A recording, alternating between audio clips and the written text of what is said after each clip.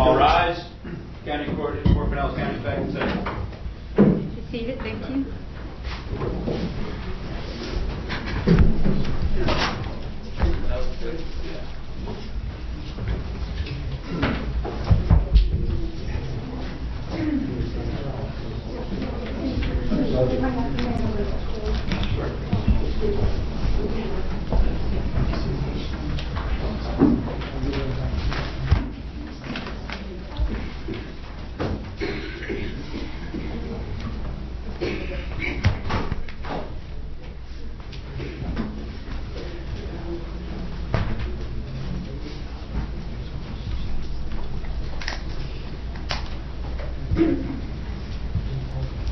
All right, for the record, I got the state present, I got the defense present, I got the defendant present, and I've got a courtroom full of people.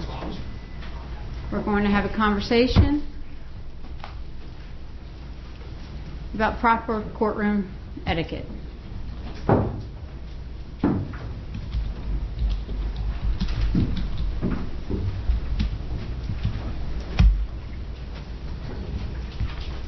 I am the judge overseeing this trial.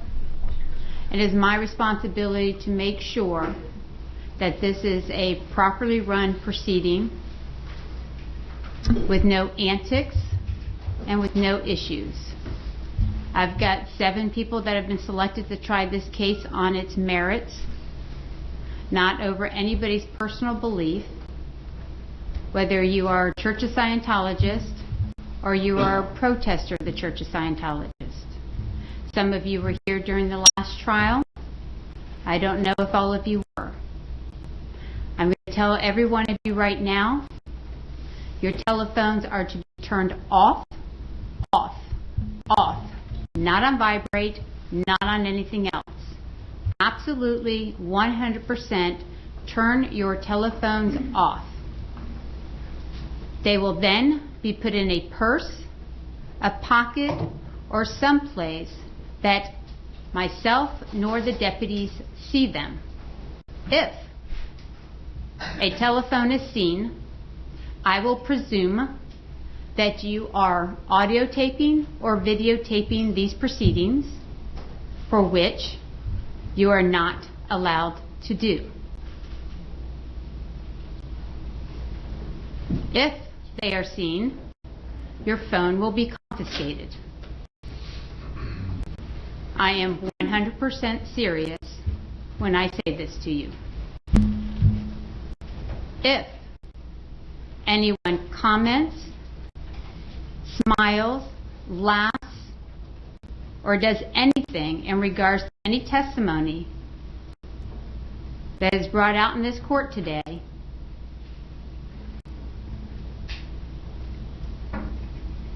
you may face sanctions. That can go anywhere from me excluding you from the courtroom for the rest of this trial, or me holding you in direct criminal contempt for violating this court's order. Does everybody understand? Yes. The last trial, we managed to get through the trial with only one small incident. I'd expect to have none on this trial. Everyone understand? Yes. Your behavior in this court is the same as your behavior out in that hall. When you all go out in that hall, there will be no harassment of any witness, victim, or anyone else that's surrounding this courtroom. Does everybody understand? Yes. Everybody is to sit up appropriately in their seat. There's no lounging, there's no laying, there's no bending over. If you bend over, I'm going to assume you're leaning down to get your telephone.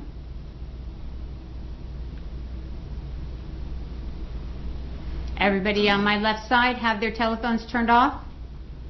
Their smartwatches, Yes. same thing. My right side, everybody have their telephones off. Smartwatches, no audios.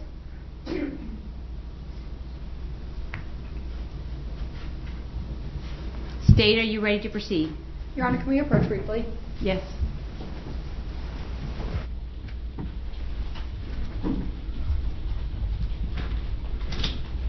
Deputy, if you will, use on your miracle. Yes. Individual sitting in the first row, your right side, red shirt, has headphones on. So we ask those be removed. You in the red shirt. Headphones on? What would make you think that that was okay? Force of habit, Your Honor. I'm criminal if I could apologize. Anyone else have any headphones on? All right, anything else? That's it. I have one thing. The court had ruled about the picture that I had, and it had the sign, "All are welcome." Well, I said I wasn't going to rule till today because she didn't have a motion to strike it. Okay, because what I did was I redacted the sign out of the picture. My client, if he testifies, he'll be able to testify to it's a fair and accurate depiction of that door. Wasn't the door closed? So I'm having a hard time. How can he testify that that's a fair and accurate representation if the door was closed? Well, at one point it was open. Oh, I'm sorry. If it's open there. At one point it was open. The reason we're introducing is the threshold gap, because that part went onto his foot. So you're just using that photo to testify that's what that door looks like, and that's where his foot was. Correct. Because but the door was closer, obviously, at that point in time. well, the door was closed when I saw the video. I mean, if you're introducing it to argue that he was welcome because the door was open, then that's not a fair and accurate representation from at least what I've seen on that video from a previous proceeding. If you're using it to introduce that there's a gap in his toe, then I think that's relevant. Yes. Everybody in agreement? Yes, as long as there's no testimony that if doors are open, all are welcome. That was the concern. No, well, obviously he's not. I'm sorry, go ahead. No, I didn't go mean ahead. to interrupt you. No. I anticipate testimony that that sign was there. The all are welcome. You can see it on the video. Okay, but the door was closed. I mean,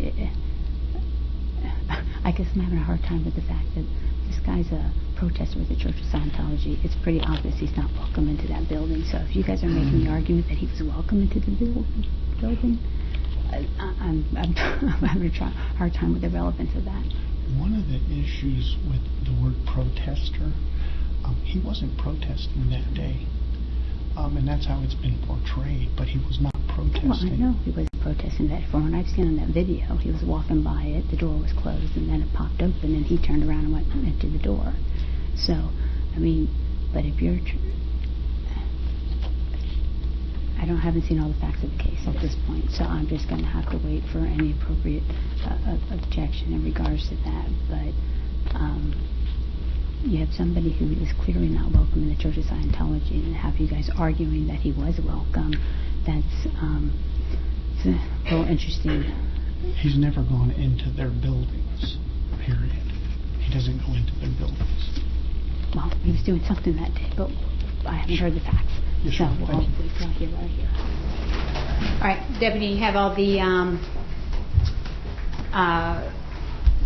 books down? Yes, Your Honor. All right. State ready to proceed? Yes, Your Honor. Defense ready to proceed? Yes, Your Honor. All right. Bring the jury in, please. Yes, Your Honor.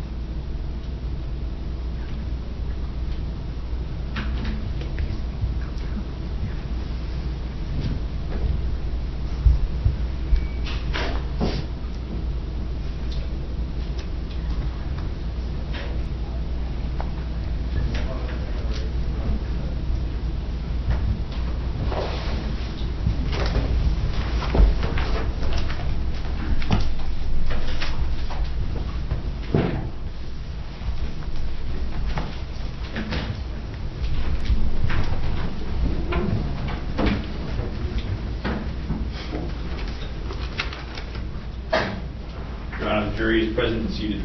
All right, everybody have a seat. All right, you might notice that you have a pad, a paper, and a pen in front of you. Before you write anything on that, I need to give you an instruction. At the end of the trial, it is my responsibility to rip out your notes and put them in the shredder. I have absolutely no interest whatsoever in what your notes say. So what I'm going to ask you to do is when you flip over the cardboard portion, the very first piece of paper there, please do not write anything on that very first piece of paper. Any notes you take on the second piece of paper so that when I flip open the cardboard, I see a blank sheet of paper. Then I can just go through the bottom to see if any writing, and then I take 2 more pages after that and rip them out so I don't see any indentation on the writing after that, okay? So I appreciate if you do that for me. If you would like to take notes during the trial, you may do so. On the other hand, of course, you are not required to take notes if you do not want to. That is left up to you individually. If you take notes, do not get so involved in note-taking that you become distracted from the proceedings. Your notes should be used only as aids to your memory. Whether or not you take notes, you should rely on your memory of the evidence, and you should not be unduly influenced by the notes of other jurors. Notes are not entitled to any greater weight than each juror's memory of the evidence. State, are you ready for opening statement? Yes, Your Honor. All right, Mr. Can I pronounce your first name here? Homey. Thank you. Yes, Your Honor. May it please the court? Counsel.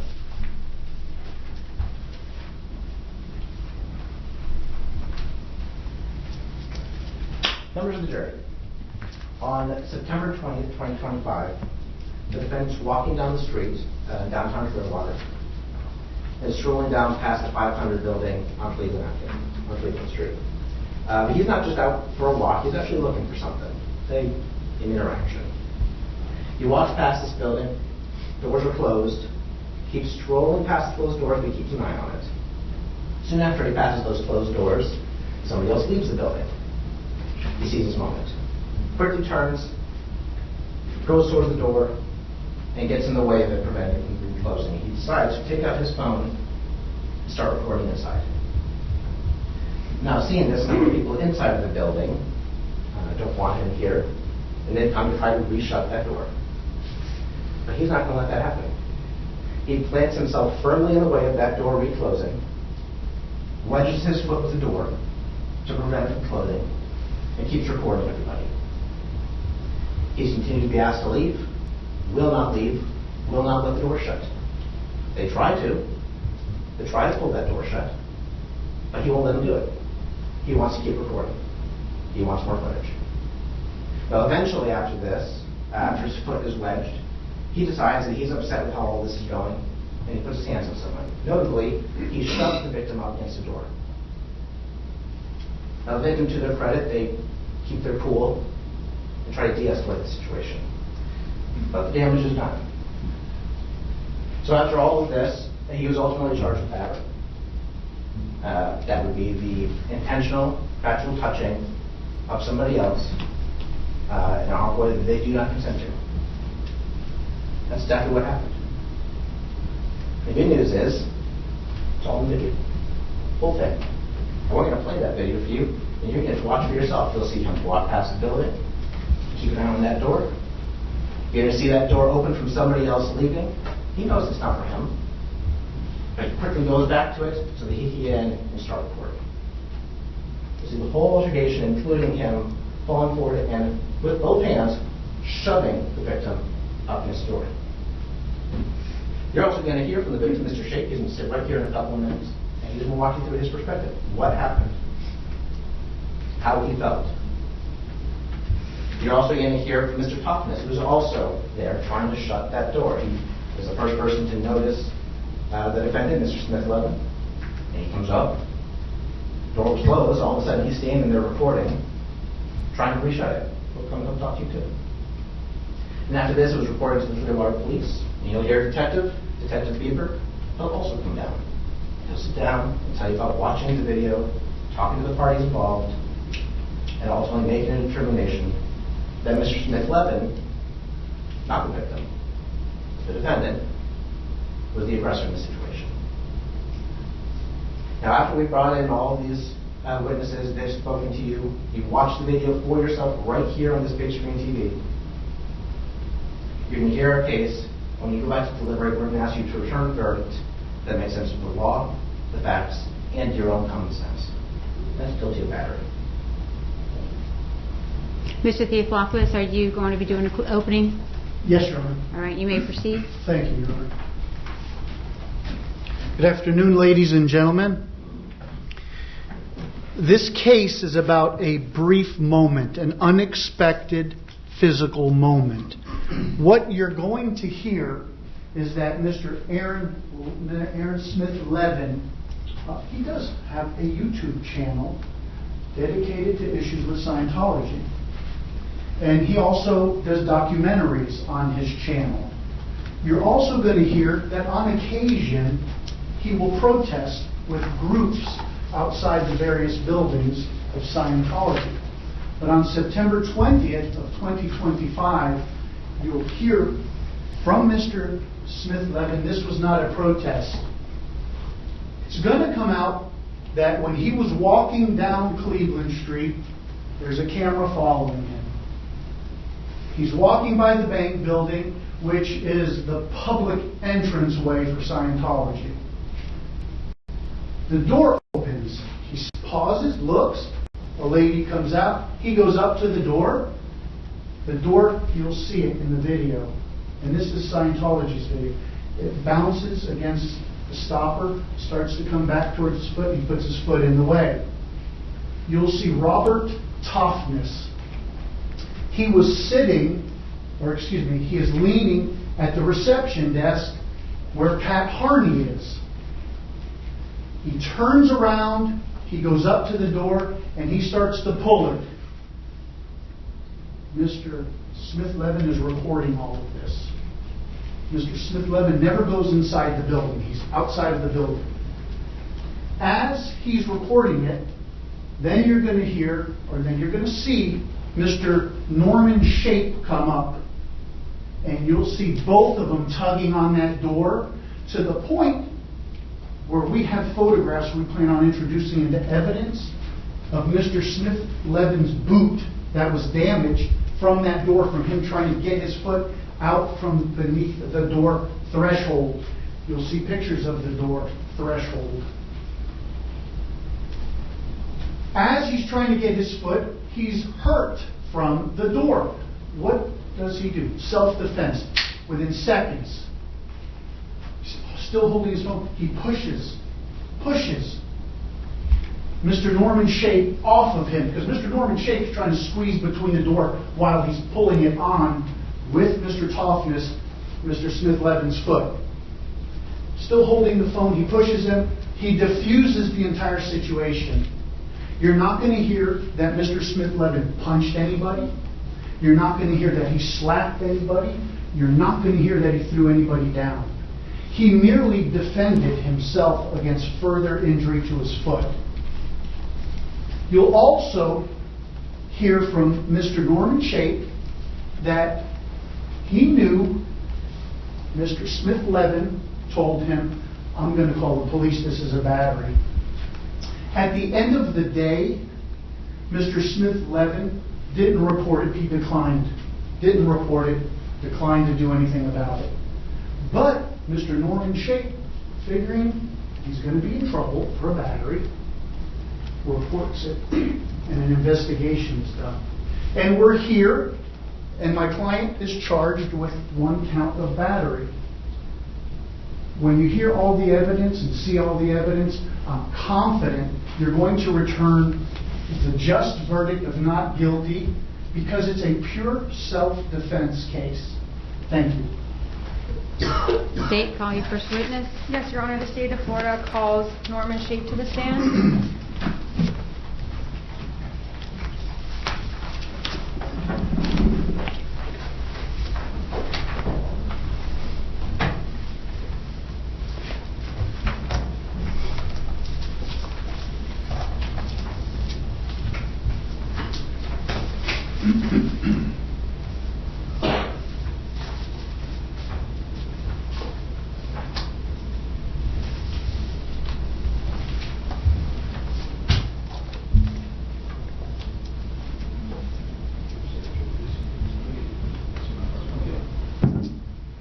way, please. And here, face the clerk, raise your right hand, receive your oath. You solemnly swear or affirm that the testimony you're about to give will be the truth, the whole truth, nothing but the truth. I do. Have a seat in this chair. Speak into the microphone with a loud and clear voice of the court. Yes, sir. Ms. Mee, you may proceed. Thank you, Your Honor. Good afternoon.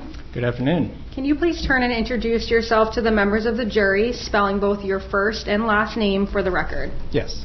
My name is Norman Andrew Shape. I go by Andrew. It's spelled Norman, Norman. Last name is Shape, Shape. Mr. Shape, where do you currently reside? I live in Clearwater, Florida in Pinellas County. Okay. And where do you work?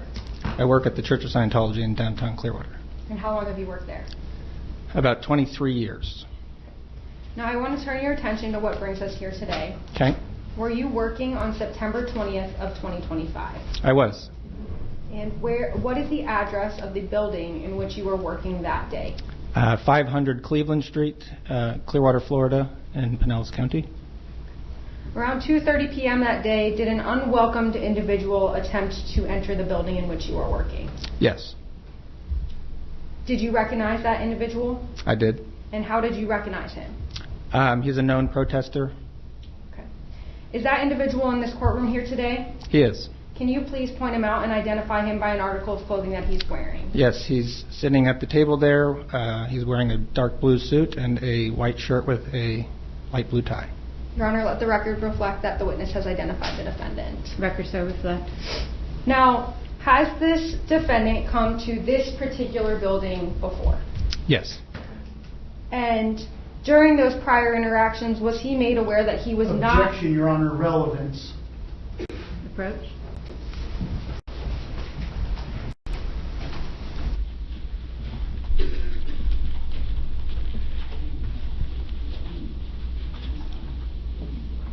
We're going into other incidences. I believe it's highly inappropriate to do that. I've got 4 videos that I can start impeaching them with if I need to. I thought we were focused on this. We're going to be narrow as far as any type of case here, and now they're going into other instances. I think that really what she's going into is whether he was advised that he's not welcome into the building. As part of this whole case is that whether he was welcome into that building. There was no testimony that was sought about prior bad acts or anything. The next question to be asked is, was he made aware he was unwelcome at that location? That's it. I'm going to overrule this.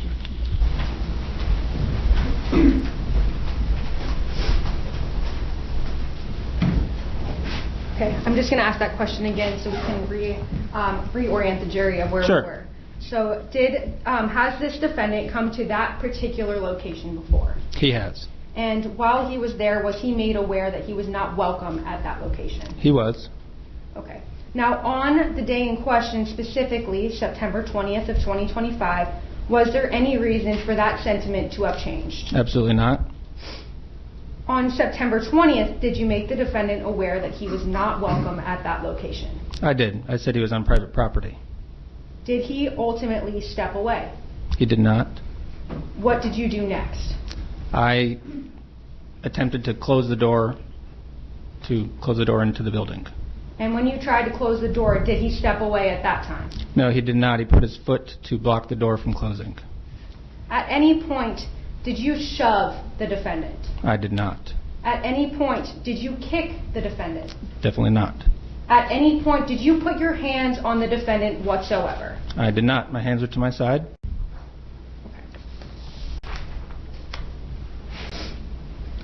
Now, Mr. Shape, did the defendant put his hands on you? Yes, he shoved me against the wall. Is there surveillance video on the building of which we are discussing? Yes, there is. Was that surveillance video working on September 20th of 2025? It was. Did it capture the events that you've just explained to the members of the jury? It did. If I showed you that surveillance video here today, would you recognize it? I would. Permission to approach the clerk? Yes. I'm retrieving what has been pre-marked as the State's Exhibit 1 for identification. May I approach the witness? Yes. I'm handing you what has been pre-marked as the State's Exhibit 1 for identification. Mr. Shape, do you recognize that? I do. And how do you recognize it? I had looked at this about an hour ago, and I signed the back of it. Okay. And was that in my office? It was, sorry. And did you review the content contained on the disc? I did. Is there a signature on that envelope there? Yes, ma'am. Is that your signature? It is. In my Is there a date as well? April 14, 2026. All right. And is the video that's up on that disc a fair and accurate depiction of the events as explained as well as took place on September 20th, 2025? Yes, ma'am. Mayor First Witness. Yes. Your Honor, at this time, the state offers into evidence what has been pre-marked as the State's Exhibit 1 as States 1. Any objections? No, Your Honor. So admitted as State's Exhibit number 1. Permission to publish? Yes.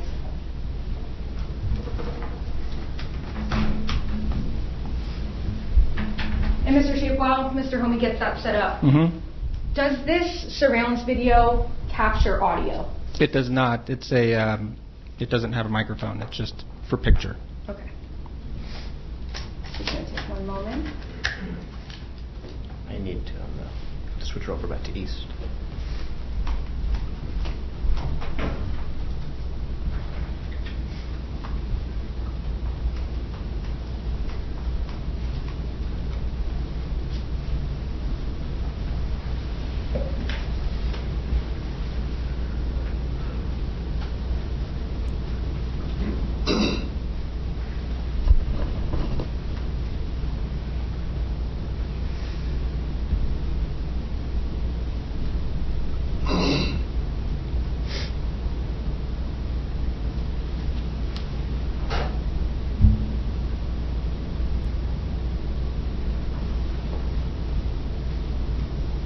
And Mr. Shape, at this point, where are you located?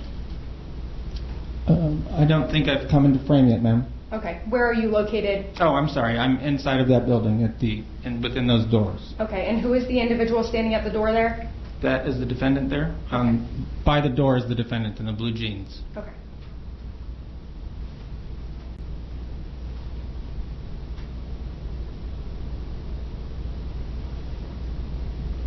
And who's that individual that just came to the door? That's Mr. Bob Toffness. Okay.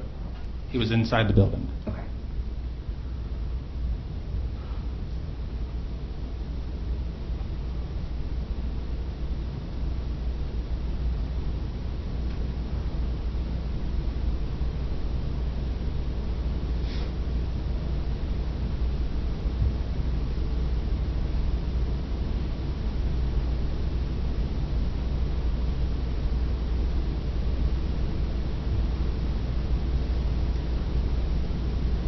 And at this point, are those doors locked or unlocked?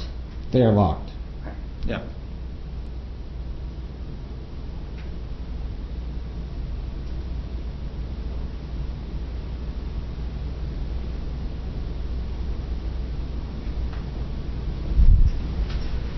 Moment to confer, Your Honor. Yes.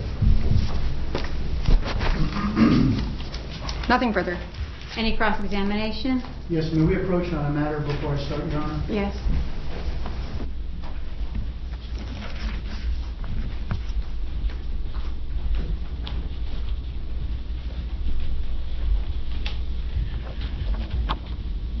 This was one of the issues that came up pre-trial with regards to what the public is put on notice of.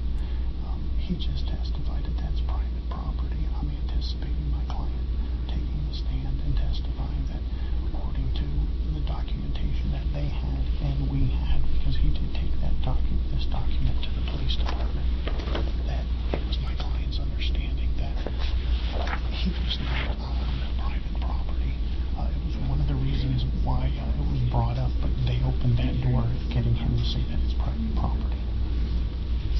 Yes, Your Honor. If Mr. Smith-Levin wants to testify to the fact that it was his belief that it was private property, thus far the only testimony that has come forward has been testimony of the stand from the witness who indicated that it was private property. That finding is also ripe for cross-examination. If you'd like, defense would like to ask more questions about that regarding that knowledge, but I think the state stands on the objection regarding that this documentation specifically is not going to come into evidence. Okay, guys, if there's a question as to whether that's private property or not, there should have been a witness to testify whether it is or not. Okay? So, overruled.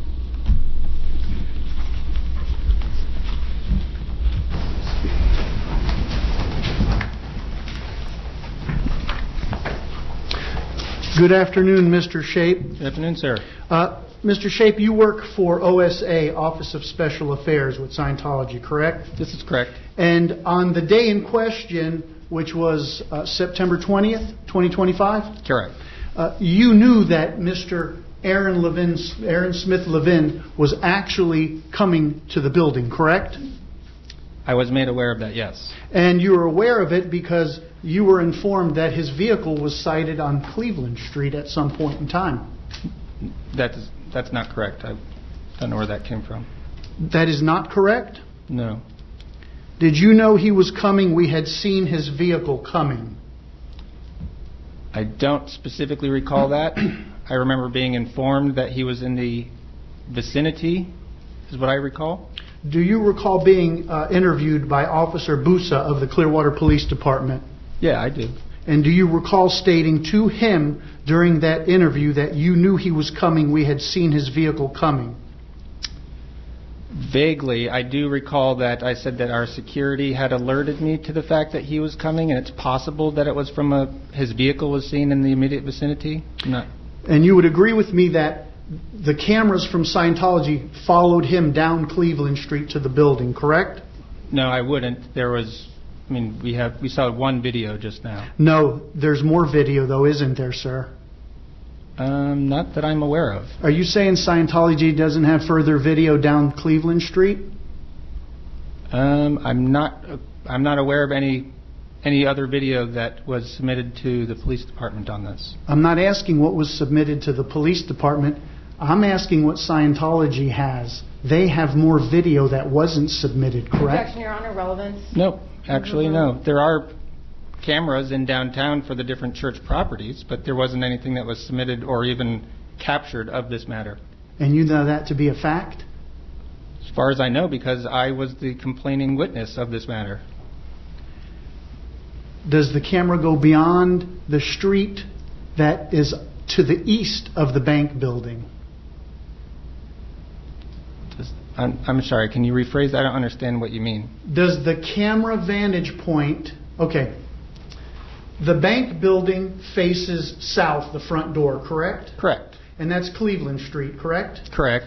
To the west of Cleveland Street, headed north and south, is alternate 19, Fort Harrison. Correct. And to the east of the bank building, what street is that? That's called Watterson Avenue. Okay.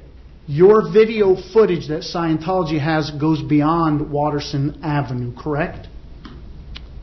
I think it goes up to Watterson. I don't think it goes beyond that. The video that we just looked at... I'm not talking about this video. Okay. Scientology has cameras on every building, correct? I wouldn't be able to say that because I don't know if it's on every building. But you're the one that retrieves the video, you said, correct? No. There's a security department who manages the security cameras. And on this particular one, they provided with that camera footage to me. The building across the street from the bank building, south of it, is a Scientology building, correct? It is owned by the church, yes, sir. And there are cameras that cover that building, including across the street where the bank building is, correct? Correct, yes. And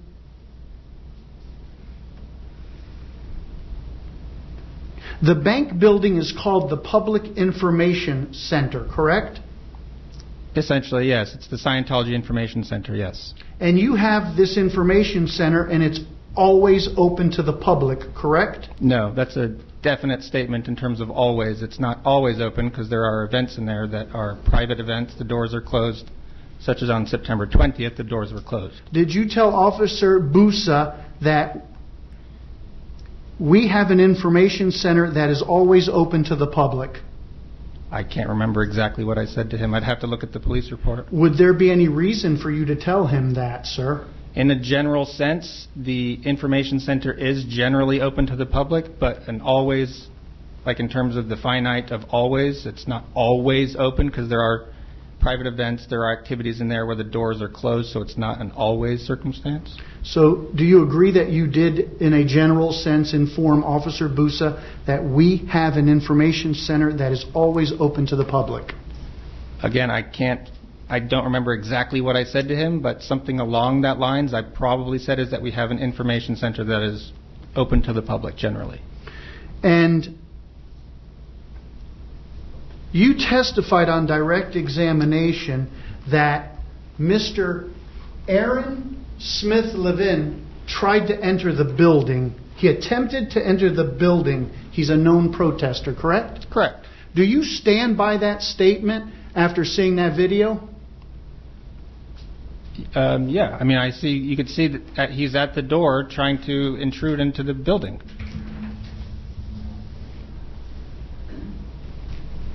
May I have a moment, Your Honor? Yes.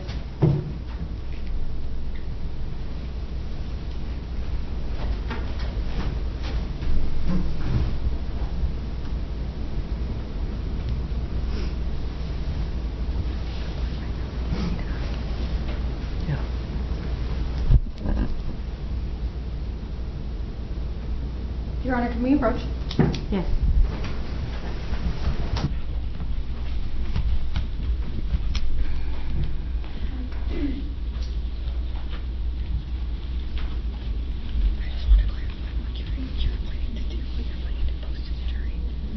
I'm just going to show the video. The same video that we already played. Okay, that's all I need to know. Thank you.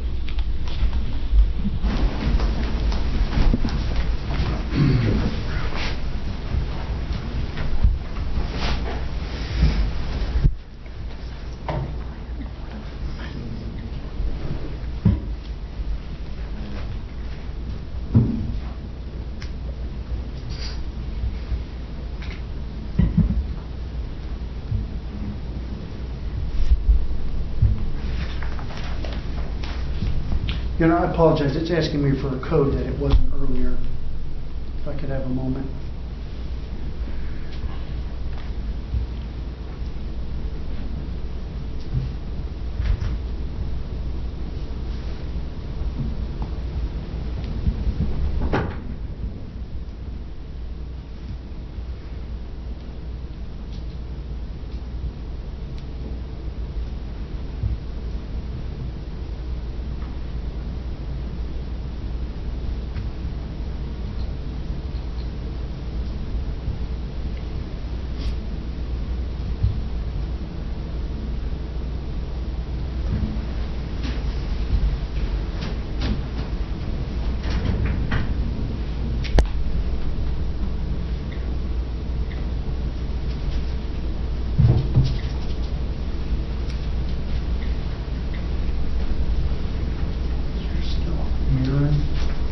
Yes, we're unplugged.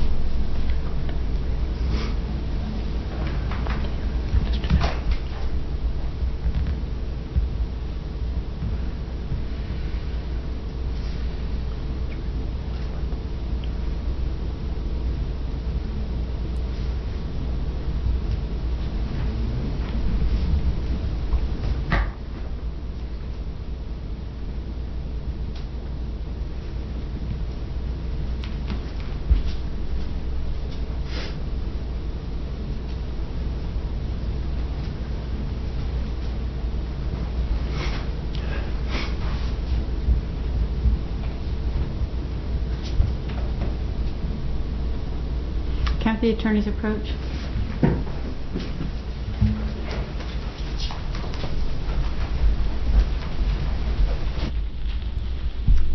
I'm going to assume that you guys can help Mr. Theophilus. If you can put him out of his misery and help him out, please. Yes.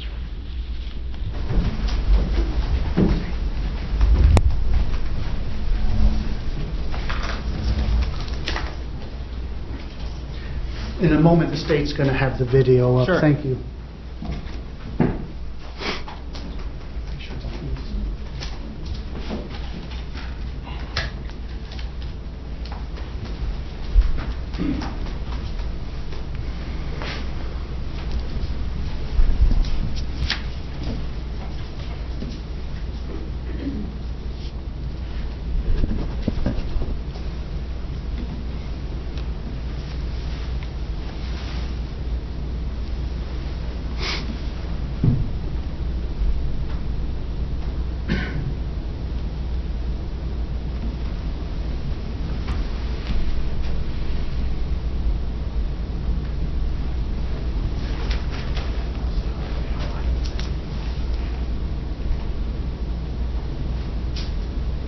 Stop it right there.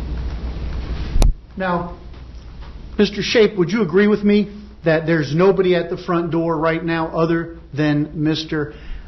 Aaron Smith-Levin? Yes, the lady had exited the building and opened the door. And you would agree with me, had he attempted to enter the building, he could have entered at that point in time, correct? I would say so. I mean, he's on the church property right there, and he had put his body there to block the door from being closed. Well, let me ask you. You claim that's church property, correct? I state that is church property, Okay. yes. But to the public, it's not believed that's church property, correct? I wouldn't say Objection, that. Your Honor, speculation. Sustained.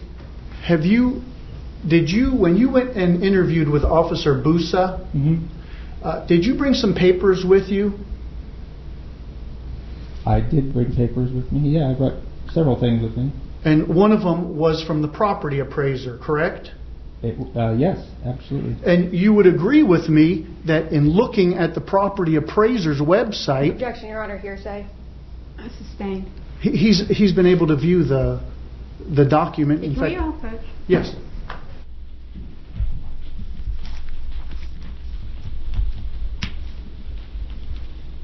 Okay, are we getting into the same document that I said wasn't coming in? Your Honor, he said twice that it's private property. And this is a Do you have document. any evidence that it actually is not, other than your client giving you a piece of paper that is not a proper document? Your Honor, it is the same document that he's on video with Officer Busa. It doesn't matter what that. If you're trying to make a point that this is some type of public property and he had a right to be standing there, and you're trying to tell him that it's not, and you don't have any proof that it's not, but you just think it's not because some piece of paper that's not reliable says so, that's not relevant. If you have any evidence that it is not public property, then it should have been brought into evidence here. Okay, so right now, I would be surprised that it was public property. It's the church's building. But if you're trying to make an argument that he believed he had a right to be there, then I think it's been pretty obvious that he's not welcome. The argument I'm making is that the general public, when they pull the property appraiser website photograph, the same photograph that he brought to Officer Busa, it gives them the impression that they're not on private property. Okay, number one, that is complete and 100% speculation what the public perceives, because if the website says you can't rely on this, then you're assuming that the general public is not relying on it. I'm not going to allow a line of questioning that may be incorrect because nobody's brought in. Mr. Theophilopoulos, what you're trying to say here is that you're trying to tell him that property that he says is private property is really public property because you're relying on an unreliable document saying that it's public property. No, what I'm saying is it goes to my client's state of mind when he testifies up that, yep, everybody understood it to be public You're property. using this whole thing, everybody. Okay? You can't just because... My client. Well, your client's not everybody. Okay? And if your client is relying... You can't rely on something that is not accurate in order to do some type of act so that you have something to support what your act is. I'm not going to allow it, and I'm not going to get into it anymore. I have ruled that is not coming in. You are not going to question him about it, and you are not going to question your client about it. Whether he believed he could be there or not because of some property line is not coming in. Understood, All right. Your Honor.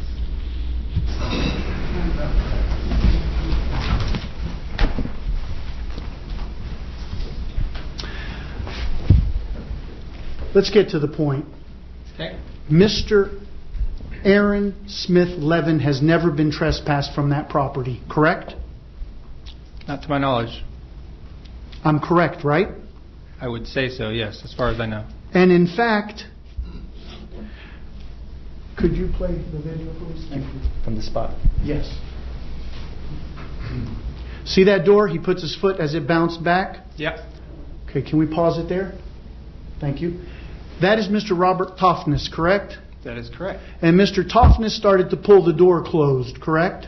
He went to close the door, yes, when Mr. Smith-Levin put his body in the way. And Mr. Smith-Levin never went inside the building throughout this entire ordeal, correct?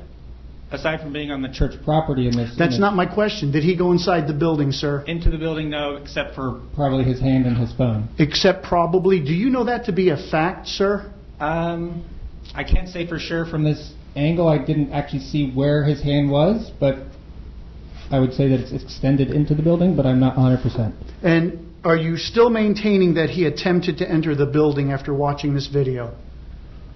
From what I was able to, when I experienced, when I was there, he didn't, because I had, and Mr. Toffness and myself had obstructed him from getting further into the building. You would by agree. Closing the door. You would agree with me. He had every opportunity to walk through that threshold, and he didn't. Correct?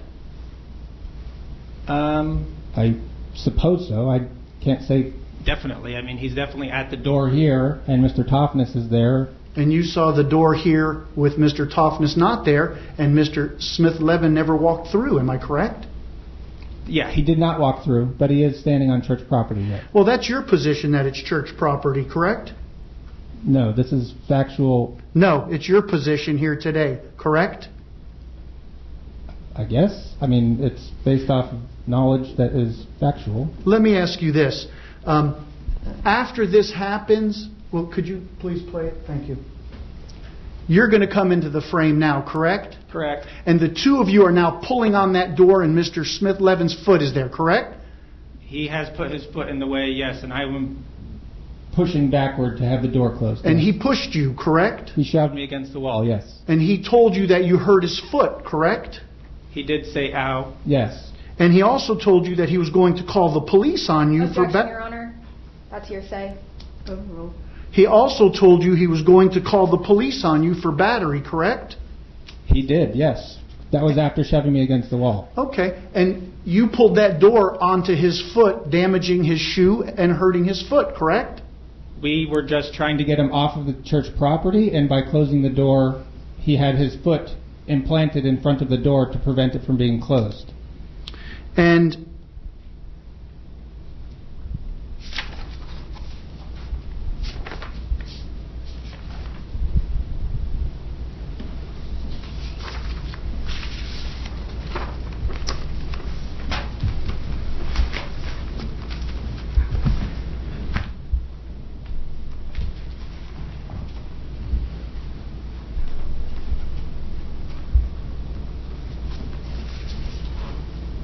may I have a moment, Your Honor? Yes.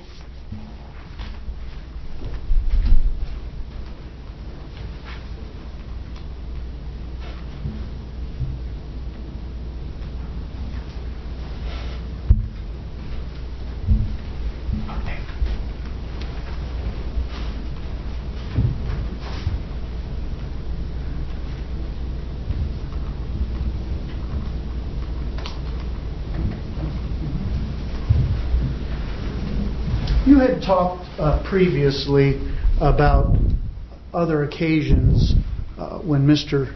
Smith-Levin was at that building, correct? I did, yes. In fact, a week earlier, there was an event out in front of that building with law enforcement, correct? No. Oh, there wasn't? No. Not a week earlier. When was it earlier? September 6th. September 6th. There was an event with law enforcement, correct? Mm-hmm. Is that a yes? Yes. In fact, Mr. Smith-Levin was... Objection, Your Honor, relevance. Yeah, I'm just going to sustain the objection. Not relevant. Move on. I have nothing further, but I do need to approach. Approach.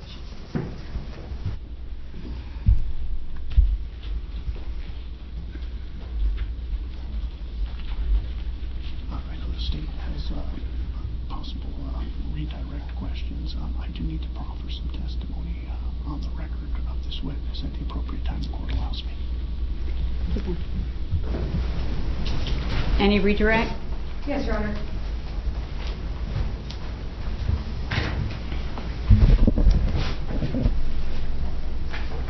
Mr. Shape. Yes, ma'am. I just have a few questions to ask regarding the questions that were asked by defense. Okay. Just to clear up some things.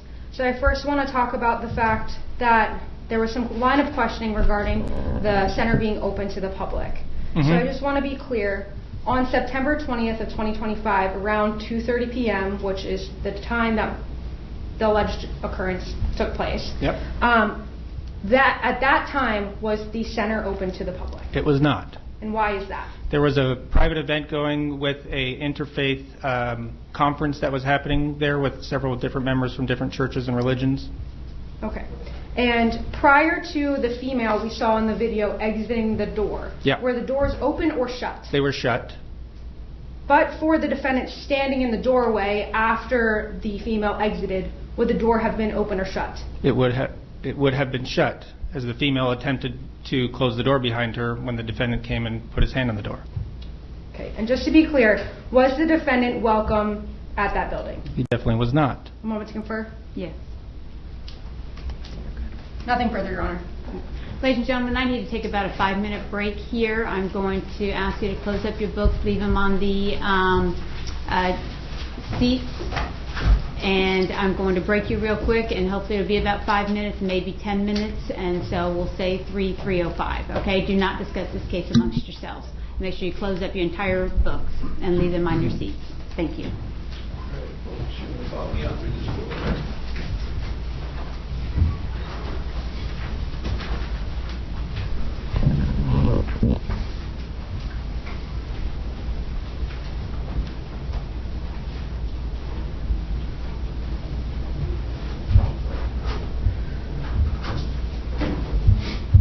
Your Honor, the jury has had a hearing in court. All right, I'm going to give you a minute to proffer. Gentleman over there in the gray shirt, second row end with the beard. I don't know what you guys are doing over there, but you're thinking something's a little bit comical. Me, no. Yes, because I keep seeing you laughing over there. If I see any more change on your facial expression during this trial, you will be excluded from this courtroom. Do you understand? Yes. All right, you may proffer your testimony. Mr. Shape, you had already testified that you're part of OSA, correct? Correct. And that's the Office of Special Affairs. That is correct. And part of their job is to destroy Scientology's enemies, correct? No, Do you know what an SP is? I do. What is Objection, it? Your Honor. Yeah, where are we going on this? I That's ju- not- I wanna proffer it for the record. No. You can proffer whatever it is you wanted to proffer that I said was excluded, but this is just not relevant to whether he was trespassed. I'm sorry, not happening. If you made it sound up here that you had to proffer this testimony about the fact that, I forgot, about what happened on September 6th. You want to proffer that? Proffer it. You want to do that? No. You want to appeal me? Fine. Not happening. You can ask about the 9/6 event, but we're not getting into whatever it is you want to get into. You had other opportunities to have Mr. Smith-Levin trespassed, correct? Yes, I would say so. And during those other opportunities, you never asked law enforcement to trespass him, correct? I did not, and there is a specific reason for that if we want to get into it, we can here, but I don't know if that's appropriate for the trial. You could, no, you can answer the question. It's being proffered, so it doesn't matter. Yes, ma'am. You could have had him trespassed on previous occasions, including in early September of 2025, correct? Correct. Yeah, I could have.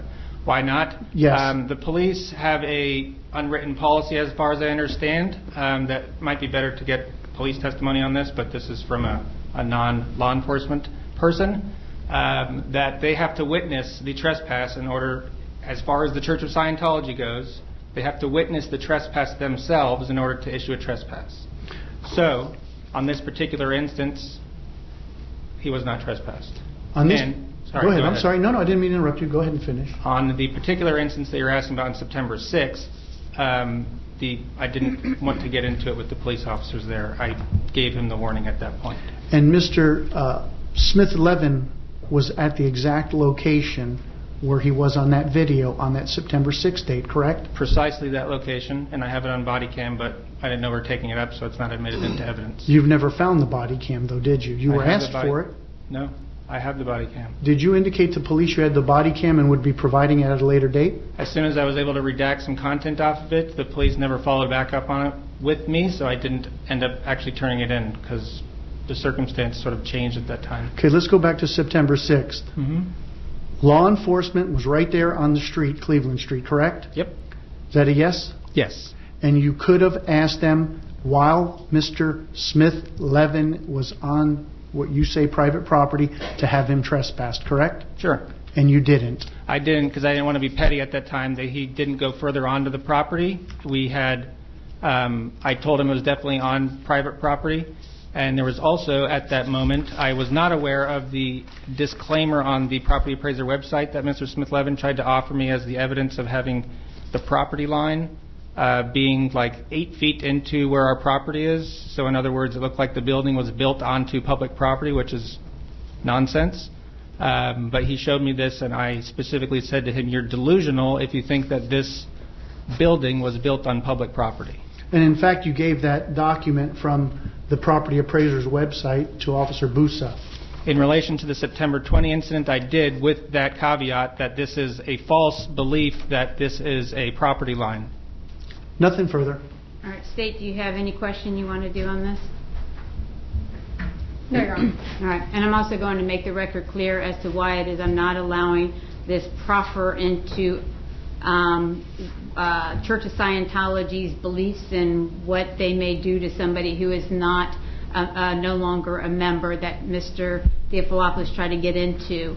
At the last trial on this, dealing with the Church of Scientology and this defendant, after the trial, somebody ordered either the audio or the transcript of the trial as an anonymous person, if I recall what was advised of me.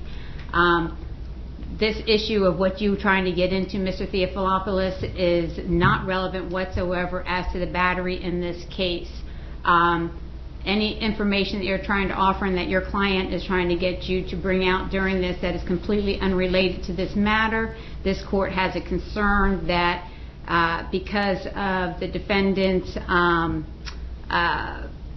he has his YouTube channel, that is information that he's trying to gather in order to have content for the YouTube channel.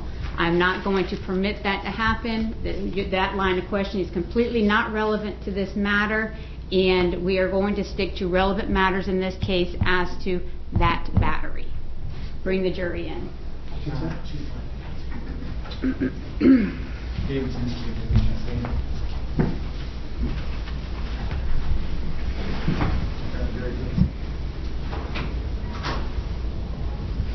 Your Honor, did you want the witness to step down or wait until the jury comes back?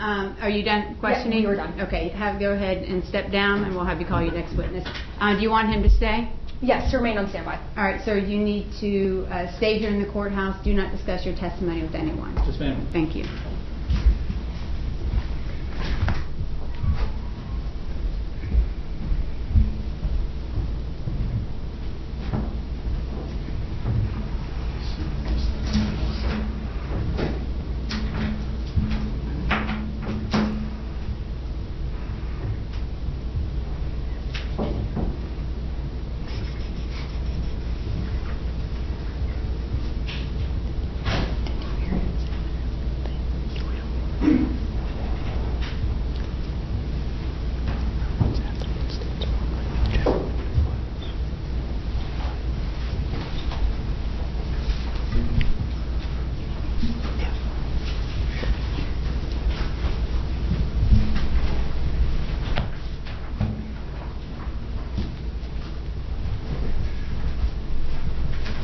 Your Honor, jury's present and seated. All right, excellent, thank you.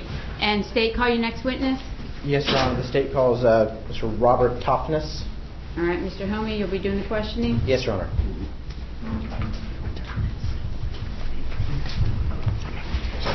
Your Honor, may I approach the clerk? Yes.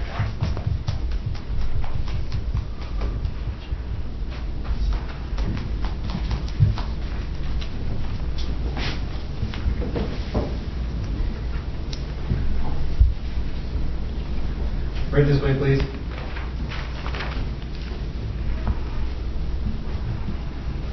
Please stand here, face the clerk, raise your right hand, receive the oath. Do you solemnly swear or affirm that the testimony you're about to give will be the truth, the whole truth, and nothing but the truth? I do. Please have a seat in this chair and speak into the microphone, the loud and clear voice record. Mr. Homey, you may proceed. Thank you, Your Honor.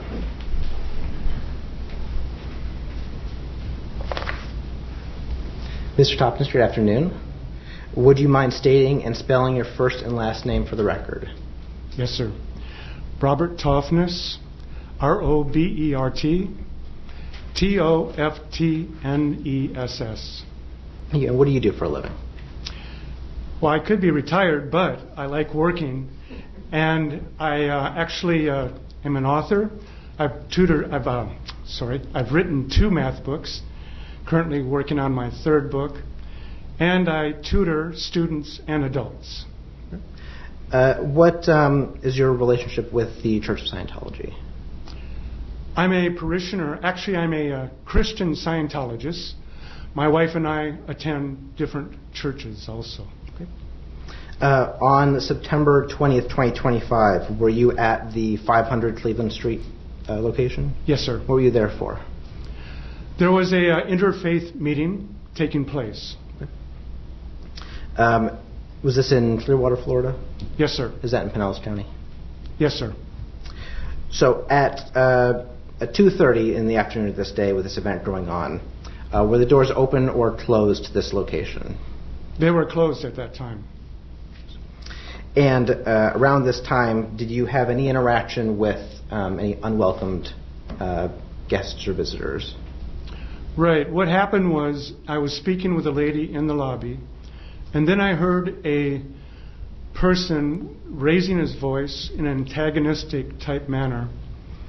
I looked around and I saw Mr. Levin holding the door open, and then he had his, I believe, a recording device in his other hand. Do you recognize that person in the courtroom today? Yes, sir. Would you mind pointing to him and identifying him by an article of clothing? He's sitting right there with a blue tie. Your Honor, let the record reflect the witness has identified the defendant. Record so reflect. So when he is standing here, what did you do at that point? I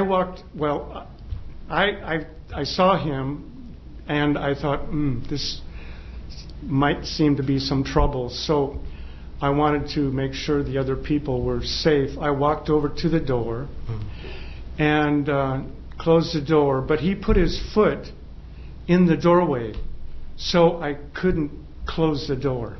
Okay. As you were trying to close the door, did he move out of the way? No, I actually didn't. I actually said, excuse me, but he didn't. And then Mr. Shape appeared right there. Okay.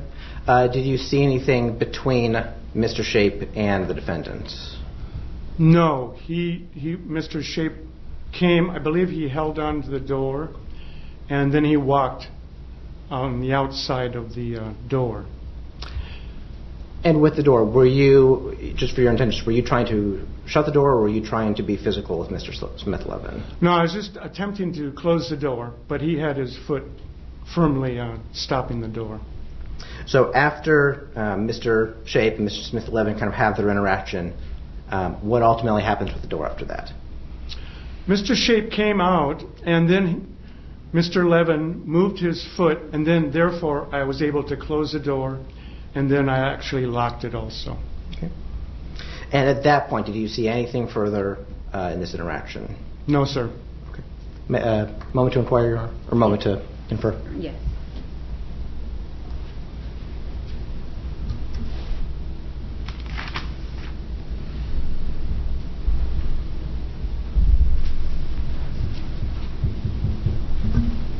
Nothing further, Your Honor.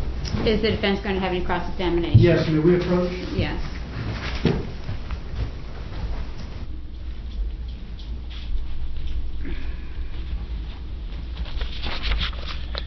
This witness has now testified that my client was raising his voice in an antagonistic manner.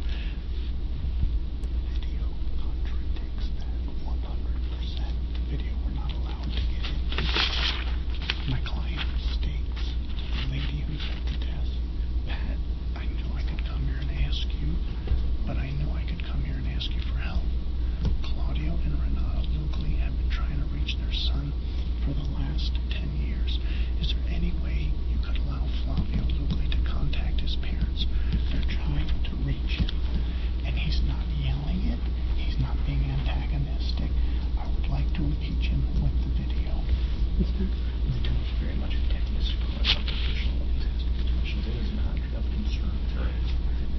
Overruled.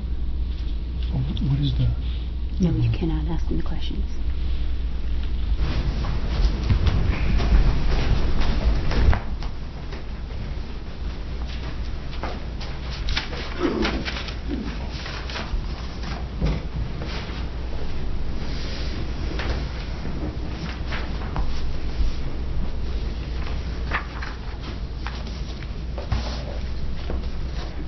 Mr. Toffness, good afternoon, sir. Hello, sir. Mr. Toffness, you attend the interfaith meetings, correct? Could you rephrase that? You attend the interfaith meetings, correct, at Scientology? I had, yes. That one particular one I did, yes. Which one? The one on that day. Okay, and you testified on direct examination that there was an interfaith meeting going on at the time. There wasn't, was there? No, there was. In fact, you were at the reception desk right there by the door, leaning over, talking to Pat Harney, correct? Oh, that was after the meeting was done. I know, but did you not testify on direct examination that there was an interfaith meeting going on at the time Mr. Smith-Levin went to the door? Objection, Your Honor. Misquoting the witness. Overruled. It's cross-examination. You can clarify. Answer the question, please. Could you please state Sure. that? On direct examination, you said that there was an interfaith meeting going on when Mr. Smith-Levin went to the door, correct? Okay. Am I correct? I'm not sure I totally recall what I said in that meeting, but with the sheriff, that's what you're referring to? No, time out. What Yes. he just asked is that when the state was asking you questions, Yes. you said, he's saying that you said that there was an interfaith meeting going on. He's asking you, is that what you said? Oh, I see. Yes. Yes, Your Honor. You did say that, correct? Yes, sir. And in fact, you now testified that that interfaith meeting was over, correct? Correct. And you would agree with me that Mr. Smith-Levin didn't barge in, correct? No, he was holding the door open with his cell recording device in the other hand. Do you recall telling Detective Bieber that day in an interview that... Objection, Your Miss- Honor. Improper impeachment. No, overruled. You can set it up. He'll have to prove it up with Officer Bieber. Do you recall telling Detective Bieber that day when you were interviewed that Mr. Smith-Levin barged in? No, I don't recall that. I'm sorry. Are you denying that? Making that statement? I may have stated it wrongly, yes. So you're admitting that you did tell Detective Bieber that he barged in, correct? I personally don't recall. I'm sorry. And you'd agree with me that that's not a true statement because he didn't barge in, correct? He didn't come inside the building. He was at the doorway.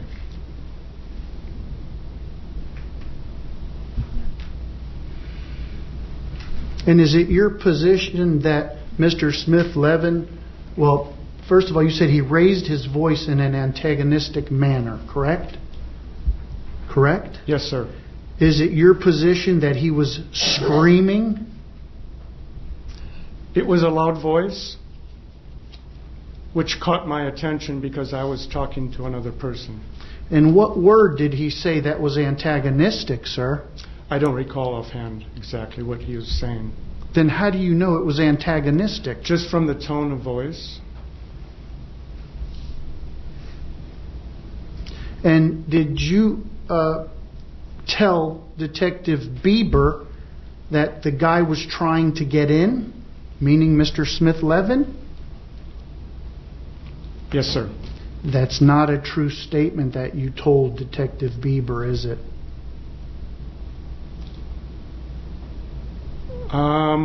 Well, I'm not. Could you rephrase that again, sir? Is that a true? That is not a true statement that you told Detective Bieber that Mr. Smith-Levin was trying to get in, correct?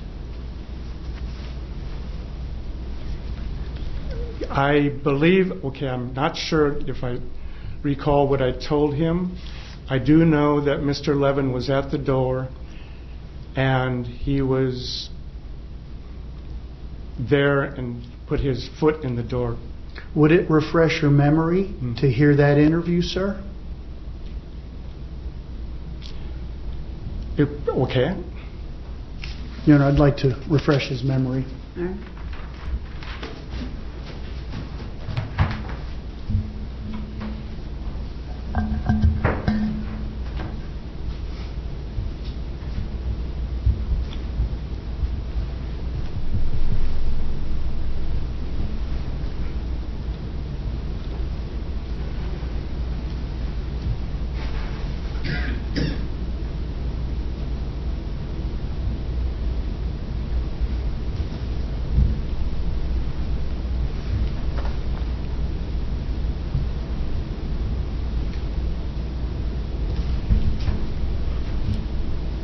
May I approach the witness, Your Honor? Yes.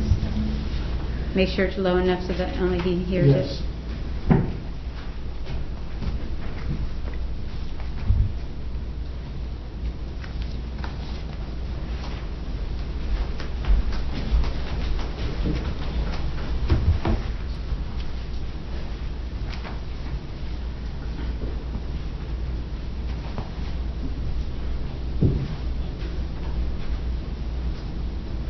Are you able to hear that, or you need me to reply to someone?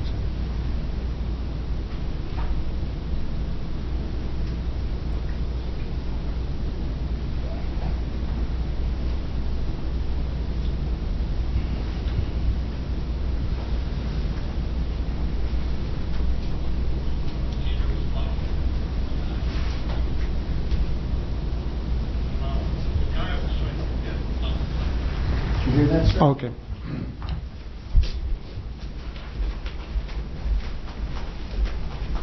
Mr. Toftness, you've had an opportunity to refresh your memory with your interview with Detective Bieber, correct?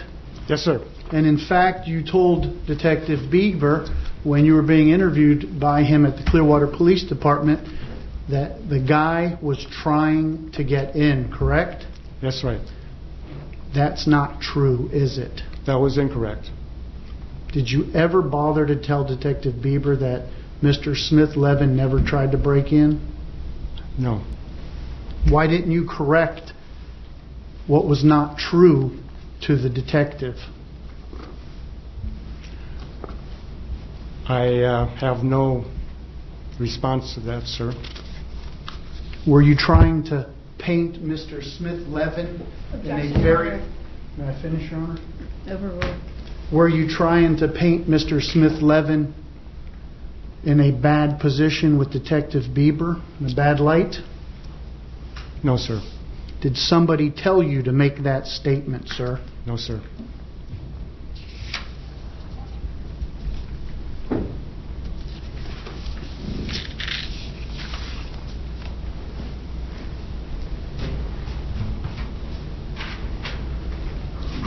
Would you agree with me? Well, first of all, how many times have you watched the Scientology organization version of the video? 2 times. And when was that? The other day, a couple days ago, And the second time? was about a week ago. Today? No, not today. Okay. Would you agree with me that you were pulling the door when Mr. Smith-Levin's foot was in the way? Yes, sir. And would you agree with me that Mr. Norman Shape then stepped up and assisted you in pulling that door onto Mr. Smith-Levin's foot? I don't recall that exact thing. I do know that he had his hand on the door. You didn't see him pulling the door towards the building, Mr. Norman Shape? I don't recall that exact moment. It was a split second happening. Would it refresh your memory to see the video? I'm pretty familiar with it. I remember him having the hand on the door. Would you like to see it to refresh your memory or no? No, I don't need to see that. Thank you. I have nothing further. Thank you. Redirect.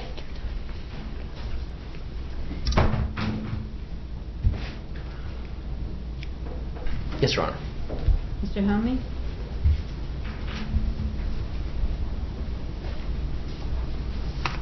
Hello again. So let's talk again about just this moment in time here. And talk about your perspective of what happened as it kind of happened.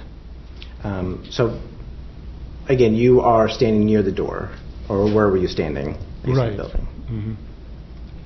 Where in the building were you standing as this all started? I was standing if you were facing the door, I'd be to the left, about 10 feet away. And as Mr. Smith-Levin approaches, were you facing him or was your back to him? My back was to him, to the door. And when did you start to hear him? I guess when he had opened the door, or he was holding the door, and then he was saying some words at that point. So in this moment, what was your perspective? What did you believe was happening? I thought there was some danger going on, and I didn't want any danger to happen to the people that were inside the building. And in this moment, what was your belief that he was doing or might be about to do? I'm going to object. His belief is irrelevant to the charge, Your Honor. Overruled. Could you ask? So just ask again. In this moment, your back is to the door, you hear him. What is your belief as to what he is about to do? Well, I don't know what his motive was, but I know it was to upset people inside the building. Did you have any immediate thought about whether he was going to try to enter the building or not? I thought that he may have tried to enter the building. That's why I went over to close the door, yes. And that's what you thought in the moment? Right at that split second. Now, you had stated, or did you say that you went to shut the door? Mm-hmm. When did Mr. Smith-Levin position himself in that doorway, to your knowledge? When I started pulling the door closed, he put his foot down on the ground, jamming the door. So did you start to pull the door first before he went further in to prevent it from shutting? I pulled the door, and I believe his leg and his foot were there, and I tried to pull it at that point. At which point I said, "Excuse me." And regarding the meeting, around when was this meeting, or do you have any recollection of when that ended? It was around shortly before 2:30 that it finished up. I don't know the exact time, though. Okay. A moment to confer, Your Honor. Yes.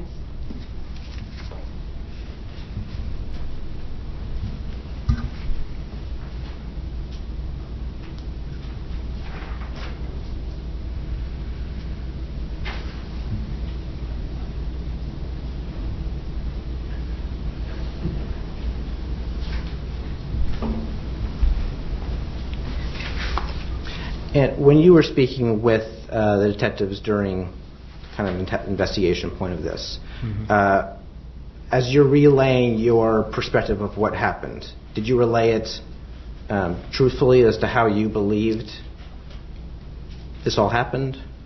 That's the way, yeah, I felt like I was telling him the truth. Yes. I have no further questions, Your Honor. All right. May this witness be excused? No, Your Honor. All right. I'm going to have you step down, stay in the courthouse. Do not discuss your testimony with anyone, okay? Yes, Your All Honor. right. Thank you. Thank you. State, call your next witness.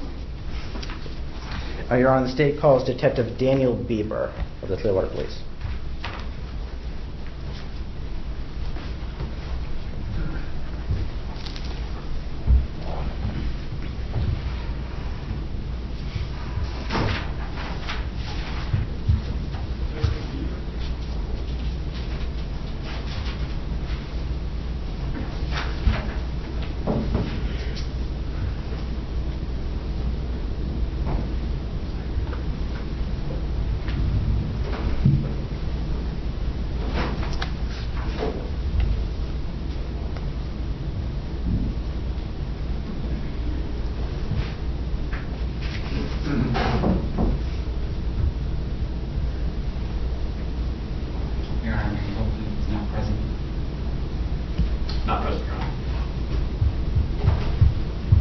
Froach? Yes, Froach.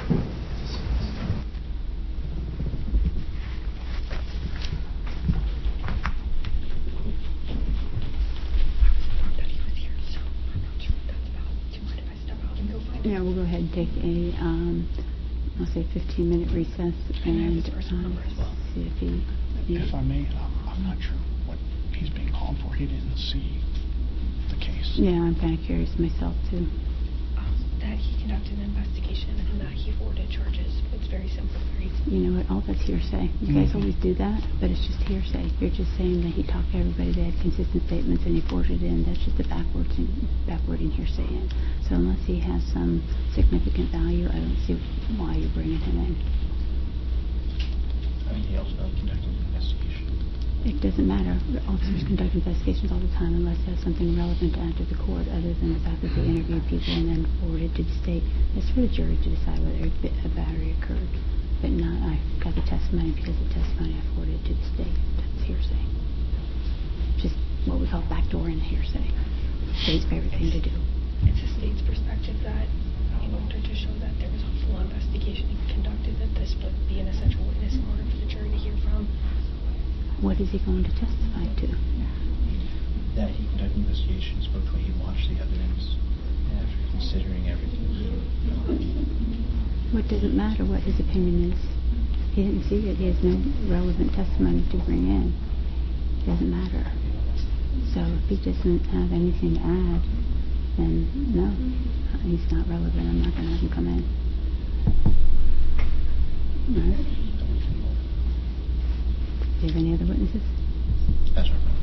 All right, well, it doesn't seem to be relevant, so you can rest.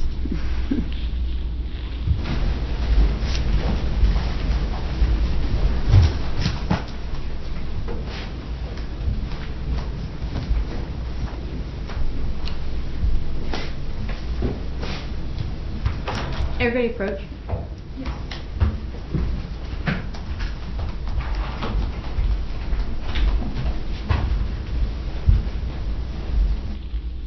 Rather than make it look like to his jury that you can't call a witness because he's not around, I'm just going to tell him that all this officer did was investigate the case. He didn't see anything that happened. He's not going to testify. There's nothing relevant for him to testify. I don't have a problem with that. Okay. That's fine.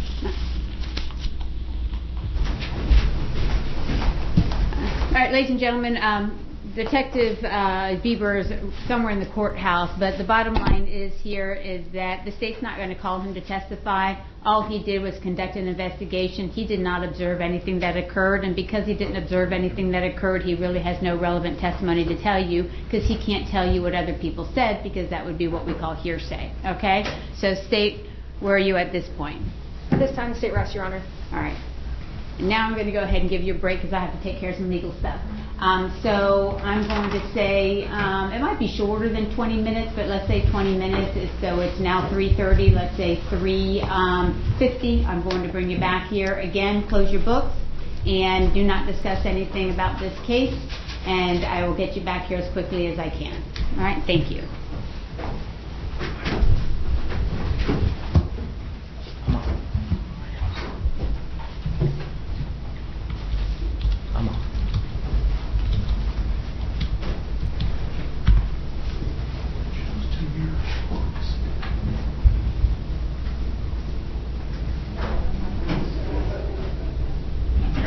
Outside the hearing in court. All right, and what says the defense? Your Honor, the defense at this time would ask for a judgment of acquittal. The state has failed to meet a prima facie case with regards to the elements. I'll rest at that. All right, state. Yes, Your Honor, at this point, in evaluating the motion in the light most favorable to the non-moving party in this case, the state would offer that we have proven a prima facie case in that the requirement for a battery is an intentional touch or strike, and we have heard testimony through several witnesses as well as saw the video presented here in open court in which the defendant does push the victim against the wall. All right, I'm going to find that in the light most favorable to the non-moving party, the state has made a prima facie case of battery, and the case will go to the jury. All right, at this point, will the defense be putting on any witnesses? Yes, Your Honor, I intend on putting Mr. Smith-Levin on. All right, and do you need any opportunity to speak to him before I start my colloquy with him? No, I don't need an opportunity, but I'm having an issue. It's asking me for a code on the thing, and I don't know why. Yeah, I don't... And I didn't have that problem earlier. It was working fine. We're over 30, Mr. Theophilopoulous. We're not supposed to know how to do this stuff. I don't know. Sometimes, well, the few times that I ever try to use it, sometimes it says I need a code, sometimes it doesn't. Can somebody from the state help him figure out what's going on? Because you all had the initial thing, and then you figured it out with your stuff. So when you're plugging it in, so you want to plug it first, just curious to see if, because See, it took off the screen now. sometimes it's the Wi-Fi, like if it's trying to prompt to connect to the Wi-Fi, so there's, yeah, turn it on. And then like on here, so it's not trying to verify. I'm gonna try and make sure that that's on Yeah, it's on west. west. No, it wasn't before. Because that code is the error code, so we don't want to do any of that. We usually is hardwired, so like it would just connect here. There you go. Okay. Yeah, So so don't do any it of was the light. Don't do anything with the AirPlay or anything, just the hardwire. Okay, great. Thank you. All right, so does Mr. Smith-Levin need to speak with you before I go through my colloquy with him? No, Your Honor. All right, Mr. Smith-Levin, stand and raise your right hand, please. Swear and affirm to tell the truth, the whole truth, and nothing but the truth? I do, Your Honor. All right, go ahead and put your hand down. Mr. Smith-Levin, do you understand in a trial that you have two rights as a defendant in regards to testifying? You have a right to testify, and if you testify, your testimony will be weighed by, as all other witnesses are weighed. Do you understand that? I do. And you also understand that you have a right not to testify, and if you decide not to testify, that cannot be used against you. Yes. All right, and have you made a decision as to whether you're going to testify in this matter? Yes. And what is your decision? I'm going to testify. All right, and have you had an opportunity to speak with your attorney about whether you're going to testify or not? I have. Has he answered any questions that you might have in regards to your testifying? Yes. And do you understand that the decision to testify is your decision? It cannot be anybody else's decision? Yes. Has anyone forced you into testifying? No. Is that testimony, your decision to testify, made of your own free will? Yes. I'm going to find that you freely and voluntarily made a decision to testify in this matter. All right, I want to take a moment while we've got the jury out to finalize the jury instructions so that we can keep moving the case along. Yeah. Are we going to take a break, Your Honor? We're going to go through the jury instructions right now. Okay. If he needs to go to the restroom, he can, but he Yes, won't he be sitting does. here. Well, I've got the jury instructions first, so then we'll take a break while I go back and finalize the jury instructions. So let's jump to 2.7. Can I have a moment to grab them? Your Honor? Mm-hmm.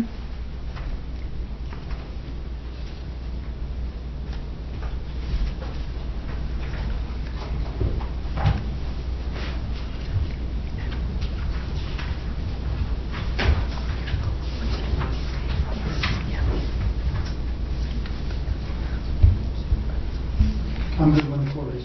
2.7, everybody in agreement that closing argument 2.7 stays the same. Yes. Yes, Your Honor. 3.1, introduction, final instructions, everybody agrees that stays the same. Yes. Yes, Your Honor. 3.2, statement of the charge, everybody agrees that that stays the same. Yes, Your Honor. Yes. Battery 8.3, everybody agrees that stays the same. Yes. Yes, Your Honor. Justifiable use of non-deadly force, everybody agree that stays the same. I did review it earlier, and I agree. Yes. Let me just check something real quick. All right, 3.7, plea of not guilty, reasonable doubt, and burden of proof. Everybody agrees that stays the same? Yes, Your Honor. Yes. Weighing the evidence, defendant has decided to testify, so I'll leave that part in. And the defendant not testifying, 3.9, we will take that out. Madam Clerk, would you do me a verdict form, please, on simple battery? Do we need the instruction on edited recording? I'm not sure anything was edited. The issue with that Oh, you have your, would be ours was edited Right. based on the court's ruling. right, so we'll keep that in. I forgot about that. We haven't seen that one yet. Okay, 3.10, rules for deliberation. No objection. Everybody agrees that stays the same? Yes, Your Honor. Cautionary instruction, everybody agrees that stays the same? Yes, Your Honor. Yes. 312 verdict, everybody agrees that stays the same? Yes. Yes, Your Honor. And 313 submitting case to the jury, everybody agrees that stays the same? Yes. Yes, Your Honor. All right, so the only change will be taking out 3.9, whatever that is, A, and making it, taking out that part about the defendant testifying. No.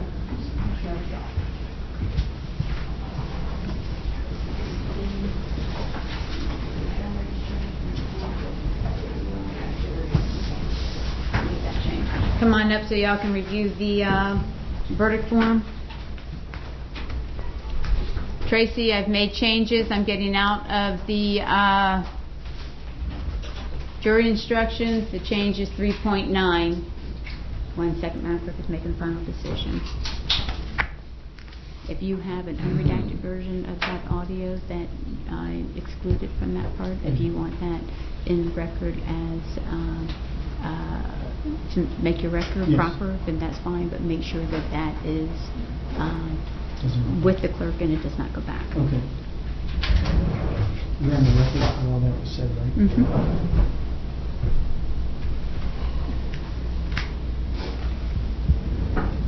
Madam Clerk, he may be giving you an exhibit as a proper, an audio, the audio or video that the defendant made, unredacted version. That is on defense exhibit what? That would be 5 if we do it that way. Defense exhibit 5 as a proper, not introduced. Now you can take that and put it way over here so that it doesn't get close to the back of that jury. Okay? Identified, yeah. All right, this is a verdict form.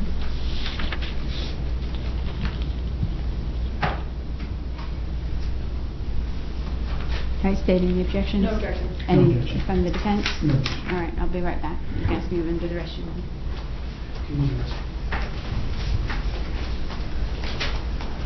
All rise. Court stands in recess till the call to order.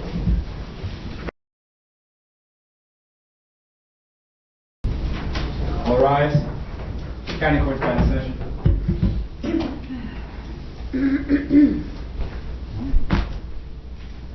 Here's, I don't have any attorneys, huh? All right, I'll just sit here and twiddle my thumbs.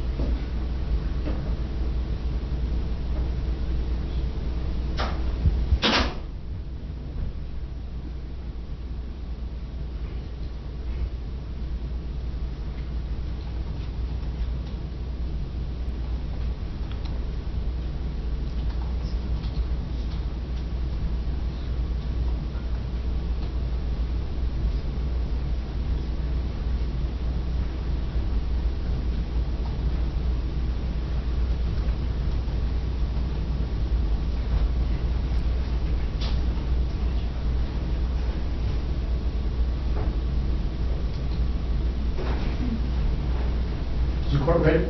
I am.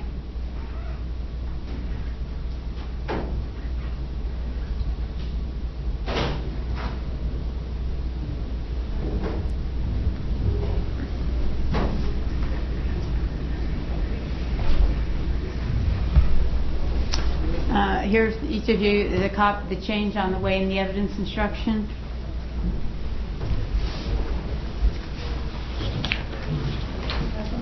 Thanks. Oh,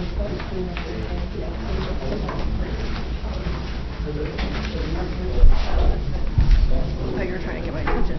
Yes.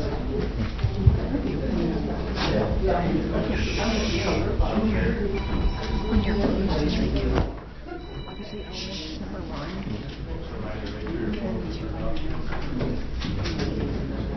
Pulling up anything in your phone. Yep.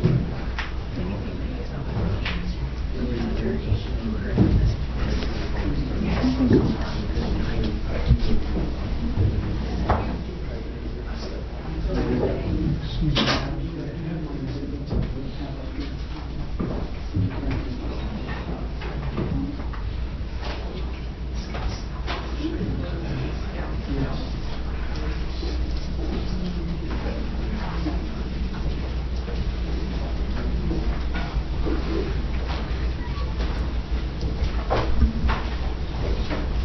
All right, I've got the state present, I've got the defense present, I've got the defendant present. I'm going to remind everybody that their phones need to be turned off. Somebody walked in this courtroom, their phone was ringing. Make sure your phone is off right now, please.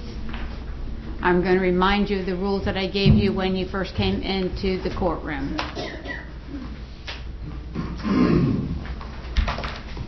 All right, bring the jury in.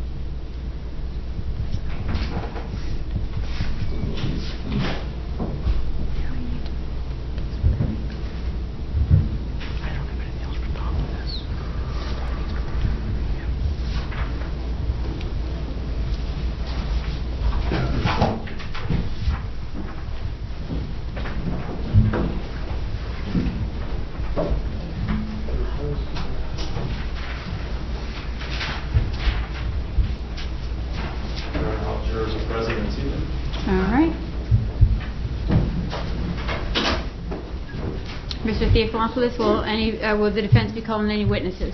Yes, Your Honor. I will call Aaron Smith-Levin to the stand. All right, Mr. Smith-Levin, come over here and be sworn in, please. Ready to speak, please.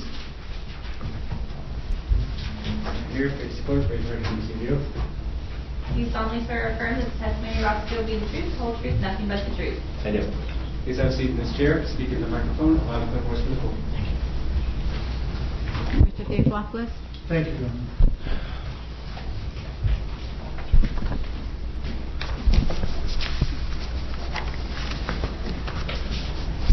Would you please state your name for the record? My name is Aaron Smith-Levin, Aaron Smith-Levin. And Mr. Smith-Levin, how long have you lived in Clearwater? At least 20 years. And do you work, and could you tell us what kind of work you do? I'm a journalist and a documentarian relating to issues about Scientology. Do you also protest?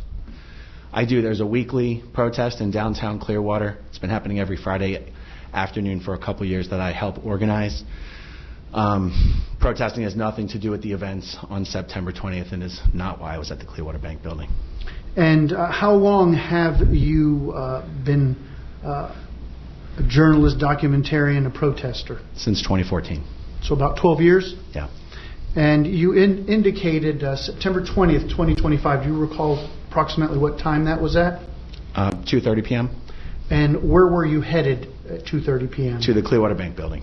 And Is that the official Public Information Center? Yeah, it's the Scientology Public Information Center run by the Office of Special Affairs.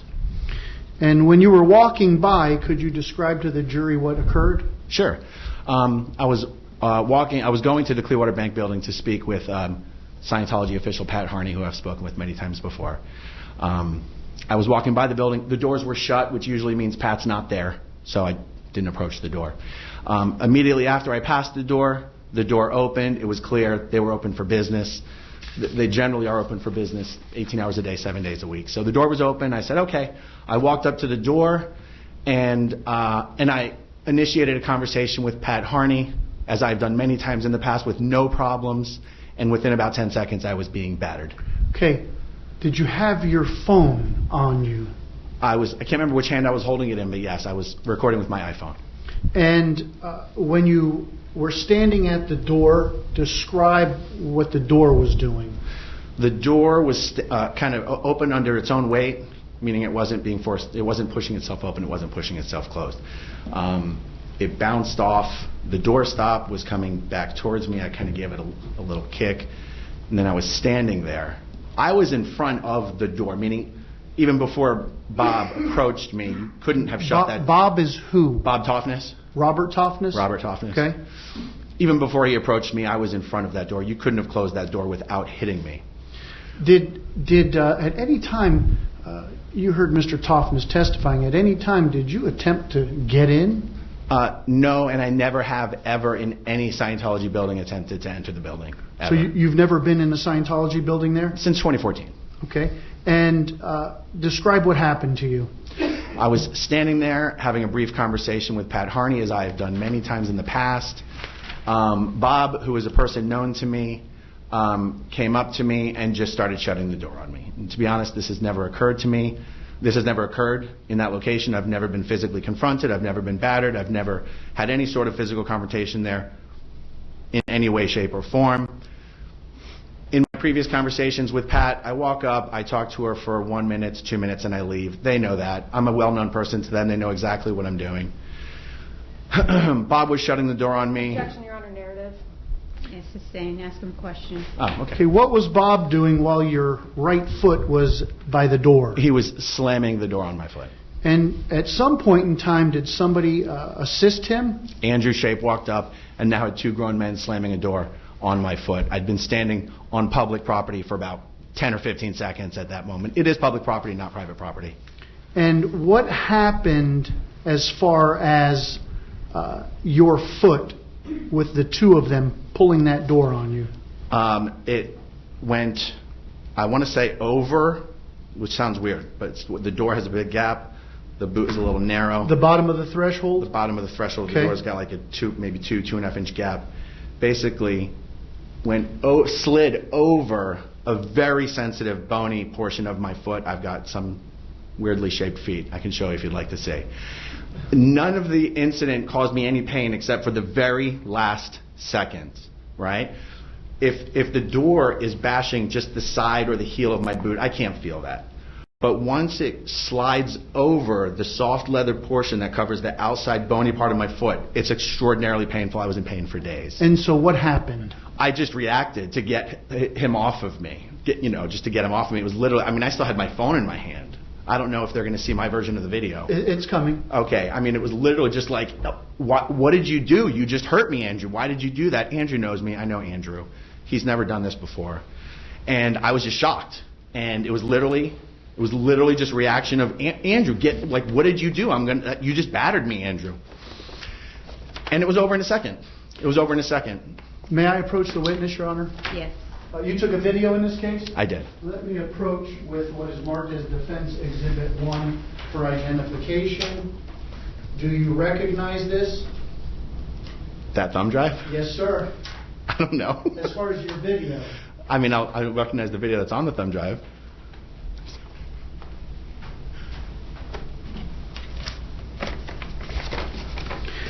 Your Honor, I may have to play the thumb drive for him. Well, let me ask you this. Were you in the cafeteria this morning with me? Oh, yes, if that's the thumb drive. Okay, yes. let me My show apologies. it to you again. I'm sorry. Show it to you again. Okay. Do you recognize the thumb drive? I do. Okay.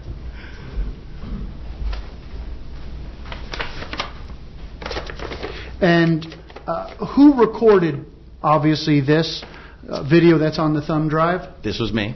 Is it a fair and accurate depiction of what occurred on September 20th, 2025? It is. So it's a fair and accurate representation? It is. I this time move defendants 1 for identification into evidence as defendants 1, Your Honor. State, any objection? No objection, Your Honor. Defense exhibit number 1, so admitted into evidence. May I publish to the jury, Your Honor? Yes.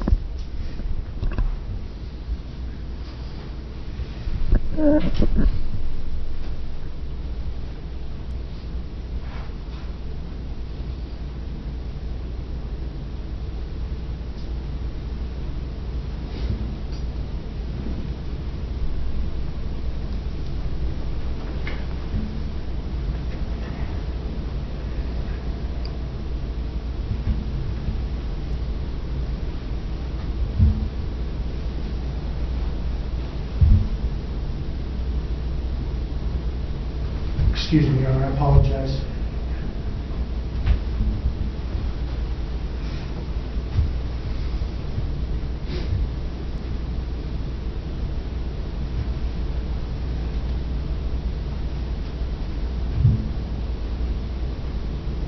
Ow! Ow! What did you just do? You just hurt me. You just injured my foot.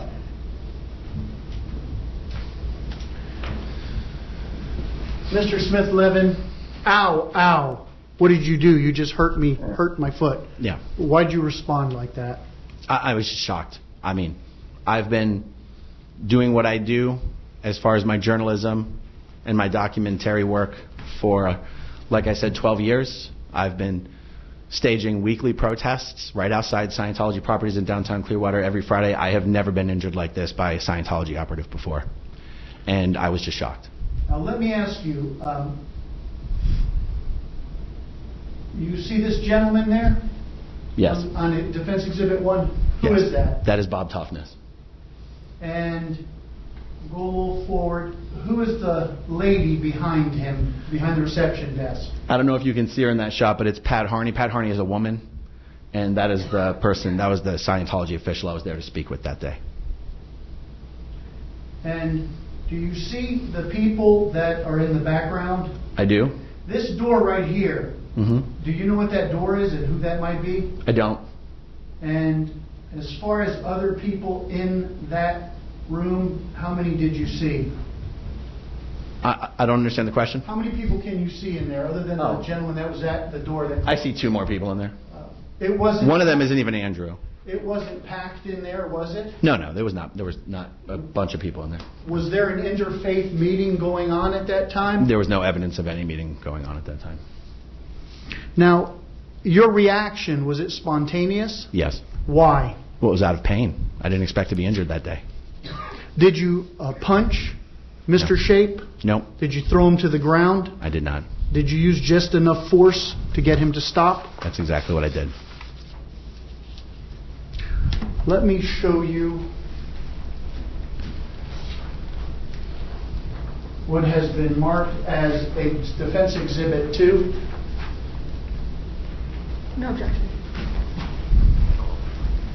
Take a moment and look at this. Mm-hmm. Mm-hmm. I see it. And how do you recognize that picture? This is an image from a camera taken on a Scientology building across the street called the Coachman Building. And is that image from the state's exhibit? Correct. So they actually, Scientology declined to provide footage from the building itself. They only provided footage without audio from across the street. And does that picture fairly and accurately represent the door to your right, the threshold? It does. Your Honor, at this time I would like to publish Defense Exhibit 2 for identification as Defense Exhibit 2 into evidence. Do you want to introduce it into evidence? Yes, ma'am. State any objection? No objection, Your Honor. So admitted as Defense Exhibit number 2.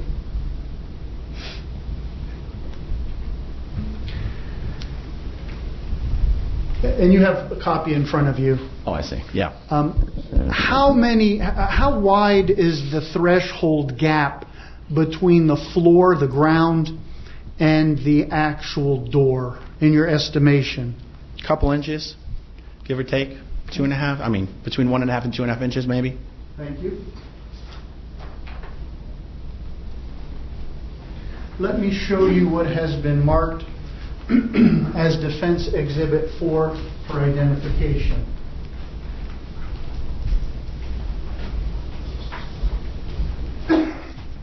Take a moment and look at Defense Exhibit 4 for identification.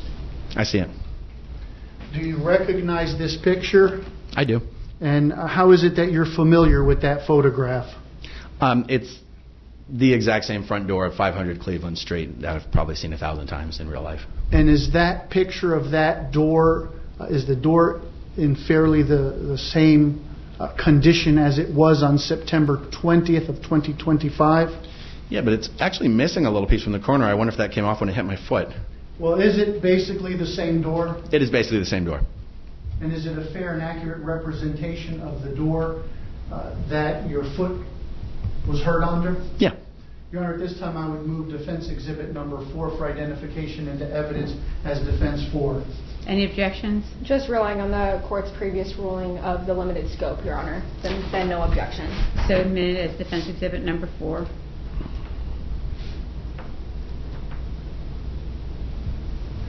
Now, you see the photograph again. The threshold of the door is about how much width? It's a couple inches. It's somewhere around about a couple inches. And does the doorway to that building also have an elevated threshold? Yeah, it's got a lip.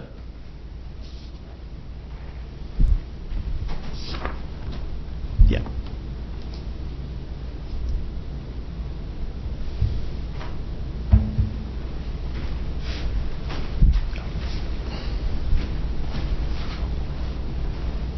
What kind of footwear were you wearing on the day in question? These leather ankle-high boots. It's the same boots I'm wearing right now, actually. Let me show you what's been marked as Defense Composite Exhibit 3, which would be A and B. May I approach the witness, Your Honor? Yes. Take a moment and look at Defense Composite 3. I see it. Yep. And you indicated those were the boots that you were wearing on the day in question? That is correct. Do those two pictures fairly and accurately represent the condition of the boots immediately following this incident? They do. Was your right boot damaged prior to this incident? No, it was not. Your Honor, at this time I would move Defense Exhibit, I believe it's number 3, A and B, into evidence. Any objections? No objection, Your Honor. So admitted as to Defense 3A and B.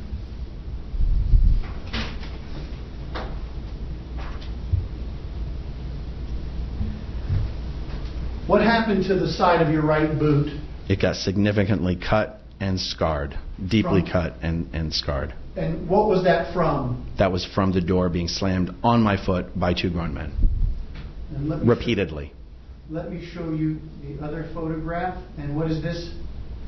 Tell us about that as well. That's just a zoomed in version of the previous photo. That is scarring directly from having a giant heavy wooden door slammed over a sensitive part of my foot repeatedly by two grown men while standing on public property, mind you. So did the door actually the bottom threshold go over your boot in that area? Yes. Wait. The bottom threshold of the door. Of the door, The door correct. itself, the bottom lip of the door slid over my foot. Now, you indicated that you were still holding your phone when you had to push Mr. Norman Shape. That's right. I'd previously lost my balance, regained my balance, and then after the pain, I reacted. And did you do that in self-defense? That was to get him off of me. It was self-defense. It was instinctual. It wasn't even like intentional self-defense. It was just instinctual. Did that slight push that you did to Mr. Norman Shape diffuse the situation? It certainly seemed to. And at that time, did you inform him that you were going to call the police? I did. Did you ever file a formal complaint against him? I didn't. Why? Because I'm a big, strong guy, and I'm not going to go crying to the police because someone hurt my foot. I have nothing further. Thank you. Cross-examination. Yes, Your Honor.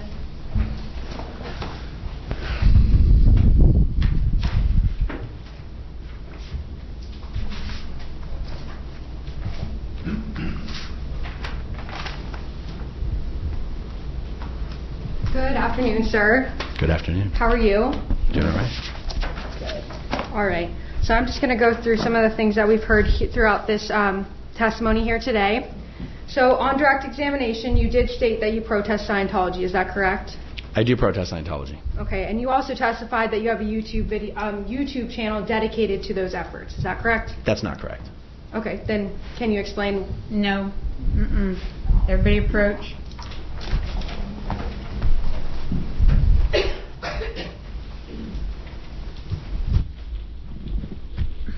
You really can ask that question. What's your other question? All right.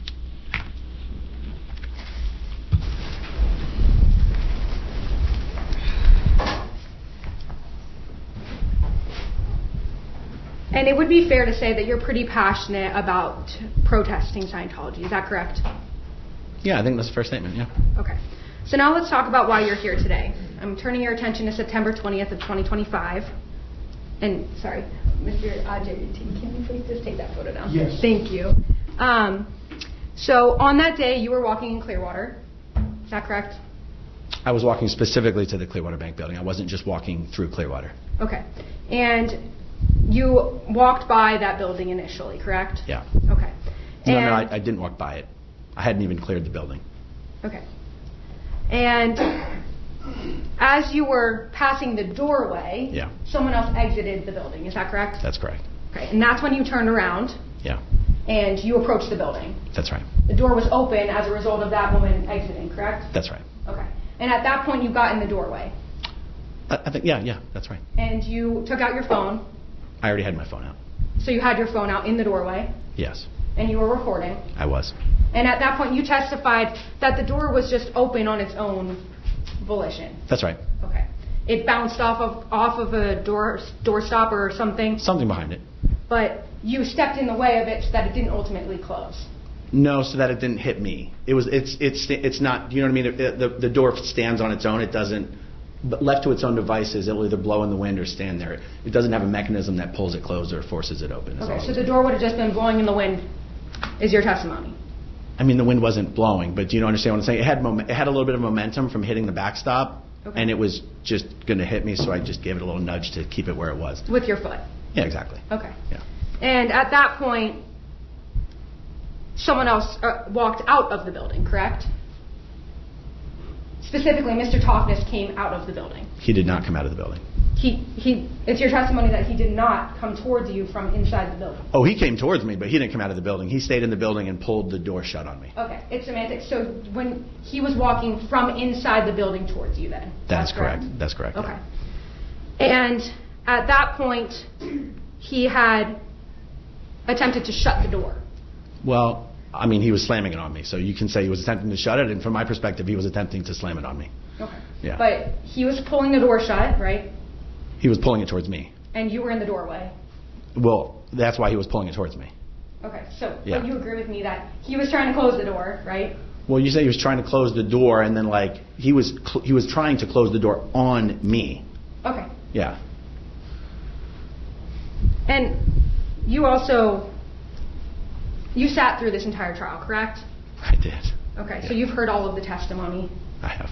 And you've also made several statements on direct examination that you've had contact before with the members of Church of Scientology, correct? Absolutely. Okay. So it would be fair to say that you don't have a good relationship with them. Is that fair? With who? With the members of the Church of Scientology. Oh, I disagree with that. Okay. Yeah. Now, while you were in that doorway and Mr. Toughness was trying to shut the door, you were aware that you were not wanted in that building. Is that correct? Oh, that's why I never attempted to enter the building. I'm pretty aware they don't want me to enter their buildings. And it's fair to say that if you weren't in that doorway, that door would have shut, correct? No, I don't think that's fair to say. Okay, so what is fair to say? Well, like I said, the door stands free on its own weight. It doesn't automatically open or close. It would have just stayed there open until someone came over and pulled it shut. Okay. But it did bounce off that door stopper, right? Yeah, but very slow momentum if you watch the video. But enough so that you had to get in the way of the door to stop. Yeah, but I don't think it would have closed all the way. It was just coming in my direction, and I was planning on filming, so I didn't want the door getting in the way of the camera. But I don't think it would have closed all the way. Okay. And when that door ultimately was being shut, or Mr. Toffness was closing it on you, whichever way we go, you didn't move away. Is that correct? That is correct. You stood firm. I absolutely did, yeah. You made sure your foot stayed planted under that door. Yeah, I was trying to finish my conversation with Pat. Okay. And you would agree that you're a bigger guy, right? Bigger than who? You testified on direct examination, I'm a big, scary guy, and I did not call myself scary. That is putting words into my mouth I never said. You said you're a big guy and you wouldn't go crying to the police, correct? Yeah. Okay. So you agree with me, you're a big guy? I'm a big guy. You said I'm bigger. I'm a big guy. Okay, a big guy. Understood. I'm just trying to be accurate. And you'd also agree with me that you saw Mr. Toffness walk in this room today, right? Yeah, I know Bob. And you know him, so you've seen him before. I know Bob. And you'd agree... I'm going to stop. We refer to people in the courtroom by their last names. Oh, okay. I know Mr. Toffness. Thank yes. you. Yeah, okay. And you'd agree with me, he's an older gentleman. I don't know how old he is, but he's older than me. Okay. Yeah. And he's smaller than you. He is smaller than me, yeah. Okay. And then, so just moving on, so at this I also point, never placed my hands on Mr. Toffness I didn't in say any that. way. I didn't say that. I'm saying. But I just want to clarify. So now moving on past the point that, so now we have you in the doorway, door is being shut on you by an older male, and then another individual approaches, correct? Yep, Mr. Shape. Right, Mr. Shape. And at that point, he comes between you and the door, right? Andrew comes between me and the door. Andrew steps outside. I don't know. Andrew's not between me and the door. I'm actually between Andrew and the door. Okay, Mr. so... Shape in the door. Oh, okay. Yeah, Mr. Shape. Okay, so at that point, he attempts to assist Mr. Toffness in shutting the door, correct? That's exactly what I believe occurred, yeah. Okay. And at that point, it became pretty apparent that the goal was for the door to be shut, correct? Well, I mean, or the goal was to slam it on my foot and interfere with what I was doing on public property. That's what, from my perspective, that's what they were trying to do. Okay. I've been to this property many times. I've spoken to Pat many times and recorded it. I've never had any interactions like this ever. Okay. And we're talking about September 20th, 2025. I understand there's prior experiences, but we're talking about September 20th, 2025. That day, as Mr. Toffness is in the doorway, along with Mr. Shape, trying to shut the door, it becomes clear that that is the purpose, correct? Right, but Mr. Toffness doesn't work there. So what Mr. Toffness wants to have happen is not relevant. Can I stop you right there? I just asked you a question. What was the Yes or question? no. I'm sorry, what was the question? At this point, Mr. Toffness is trying to shut the door along with the assistance of Mr. Shape. Yeah.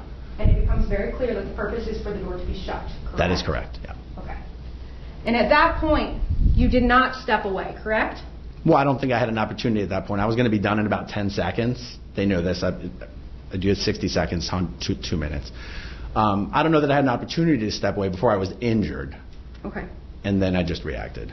So at no point in time from when Mr. Toffness attempts to shut the door to then another individual attempting to shut the door, do you take it upon yourself to step away? Oh, I understand the question. What you're missing is I'm on public property. They actually lied when they said I'm on private property. I need everybody to approach, please.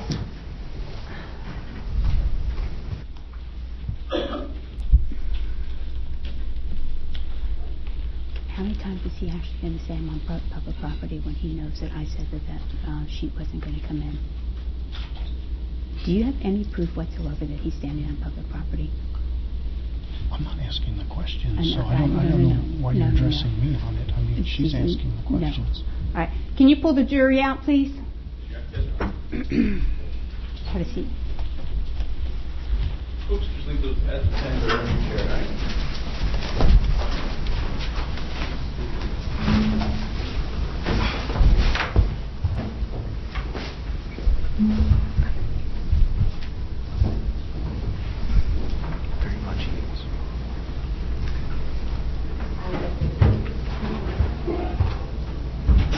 The jury does have a hearing in court. All right.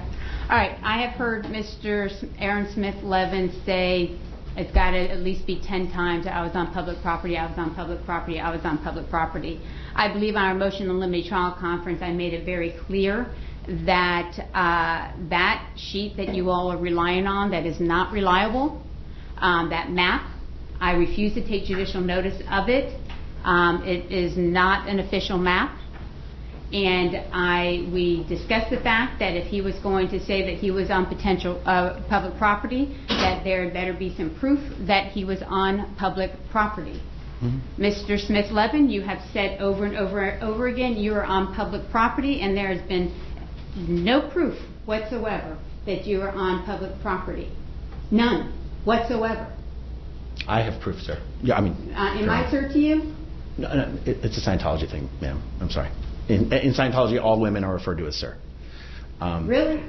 Yeah. Really? Stop. You can... Stop. 100%. Stop. I'm being truthful. Stop talking. Okay. Do you have any proof? Do you have any evidence you're going to be presenting here today, Mr. Theophilopoulos, that that property is on public property? My answer to that is, I don't believe either party should have testified, including Mr. Norman Shake blurting out that this is private property. That's all hearsay. So neither party should have stated that, Your Honor. No, because if it is private property, then that's a fact. If he's making up a fact, you all were supposed to have proof that this was public property. Now, common sense dictates that that church was not being built on public property, all right? And if it was, they probably by the city would have required a variance, which would have given them the control over it. So my question is, am I about ready to go into contempt proceedings because he has violated over and over again this court's ruling?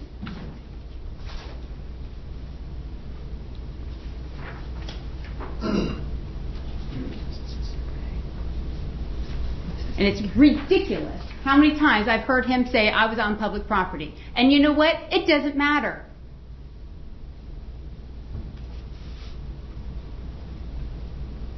State, you have anything you want to add? No, Your Honor. From my understanding, we can move past this issue. I was of the understanding that this was not going to become an issue. If it's necessary to address further, we can provide the survey of the property, but I don't think that that's relevant to this, so I don't think that we need to go down that route.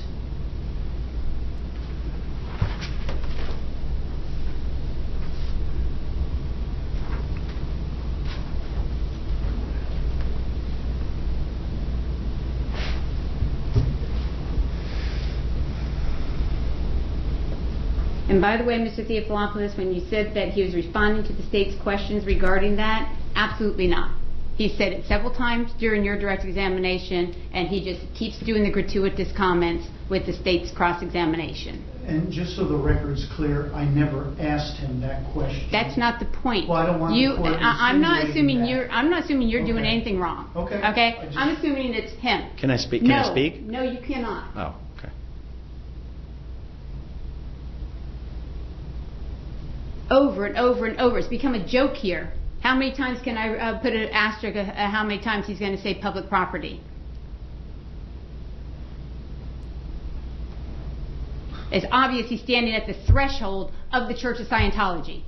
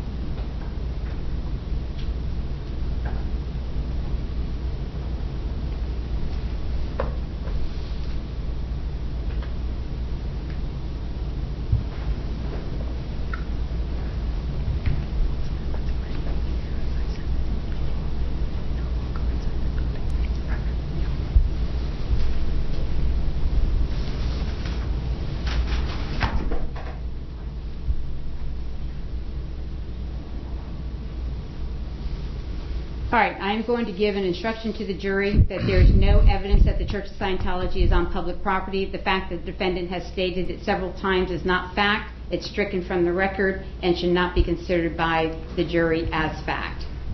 Mr. Smith-Levin, I'm going to also advise you that in a courtroom that people are referred to by their last name. Those witnesses gave you the same respect by not calling you Aaron, and I don't think anybody has called you Aaron in this courtroom since the moment you ever walked into it. You are to give the same respect to every other witness that you're testifying about. Do you understand? Absolutely. Then when I tell you not to do it, don't continue to repeat it like you did. No, I totally understand. All right, bring the jury back in, please. May I, before they come in? Yes. I would like a curative instruction as to Norman Shape's testimony with regards to it being private property, as there's been zero evidence introduced that it's private property. If you're doing it for the defense, against the defense, it should also be against Mr. Norman Shape. All right, overruled.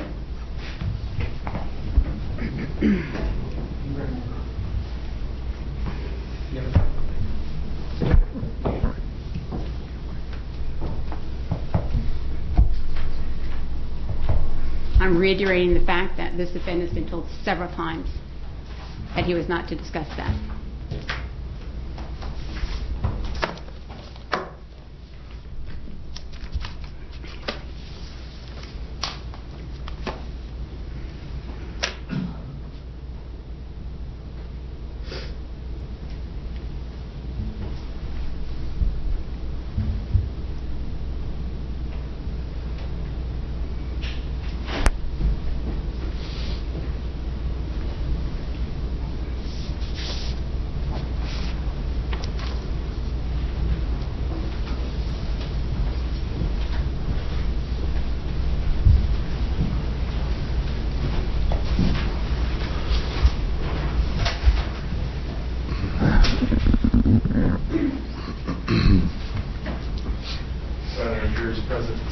Thank you. I appreciate it.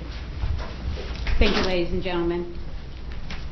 I'm going to instruct you that there has been no evidence that the Church of Scientology is on public property.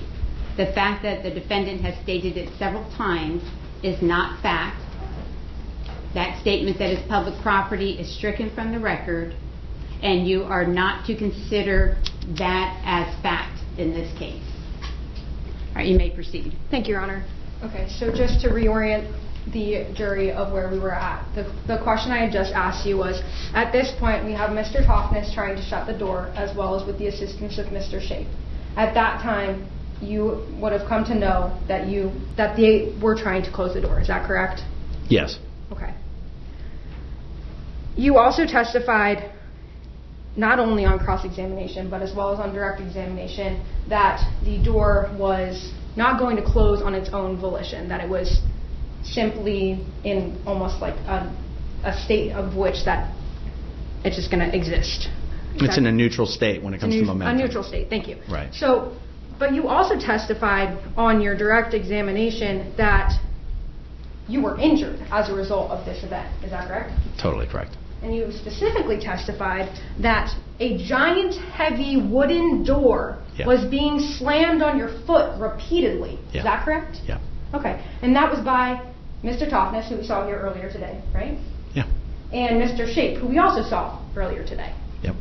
As well as by a door that you just reaffirmed was in a neutral state. Correct? Yeah. Exactly. A heavy object can have neutral momentum. It's a heavy door. It's giant. It's huge. But it's neutral when it comes to its momentum. It doesn't close on its own or open on its own. Okay. So the force of the grown man shutting the heavy door on my foot, the weight of the door is still relevant. And I just want to clarify. Yeah. You don't specialize in physics, right? I didn't even finish middle school. Okay, so that's just your opinion. Yes. Okay.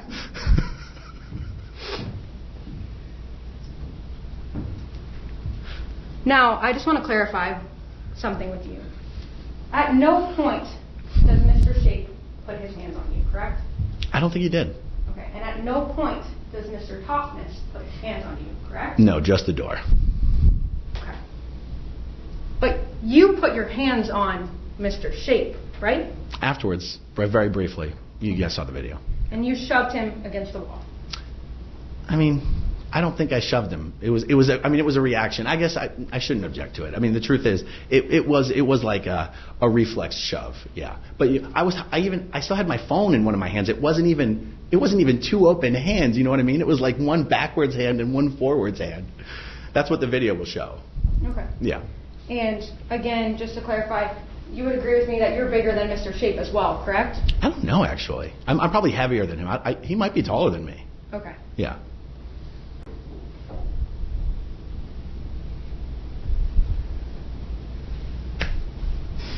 And Mr. Smith-Levin, you also testified that you were in an immense amount of pain.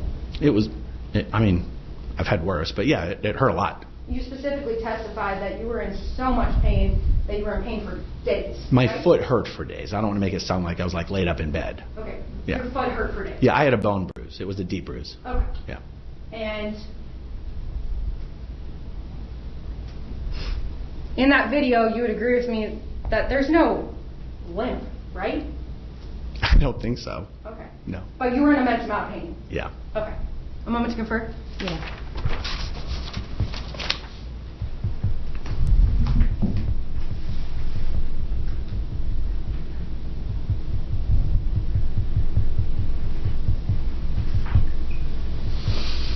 Nothing further, Your Honor. Any redirect? Yes. All right.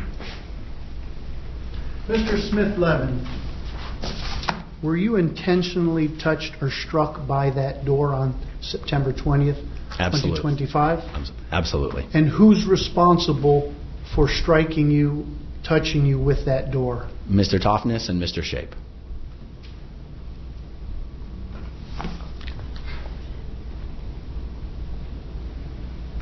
Do you have any animosity at that time towards Mr. Toughness or Mr. Shape? No. Did you punch him in the face?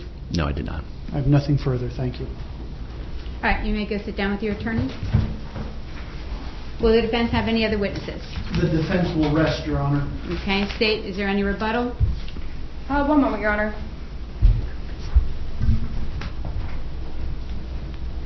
At this time, the State rests as well, Your Honor.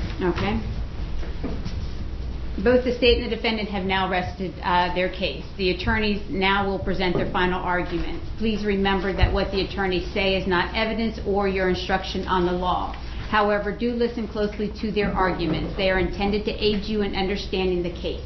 Each side will have equal time, but the State is entitled to divide this time between an opening argument and a rebuttal argument if the defense gives a closing argument. State, who will be doing the opening part of the closing? The first close. All right, Mr. Holmes? Your Honor, may we approach on that little procedural matter? Yes.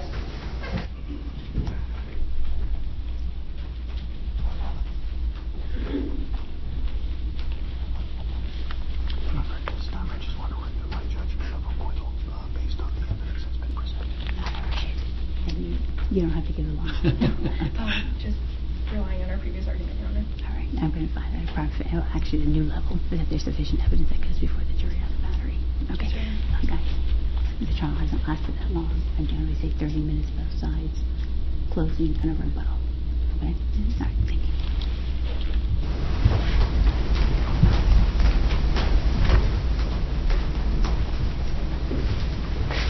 All right, Mr. Homey, you may proceed.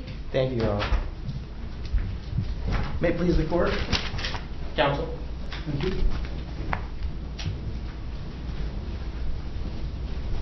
Members of the jury. At the beginning of today, we came before you and told you that we were going to present evidence to meet a burden of beyond reasonable doubt that that defendant battered Mr. Shaper.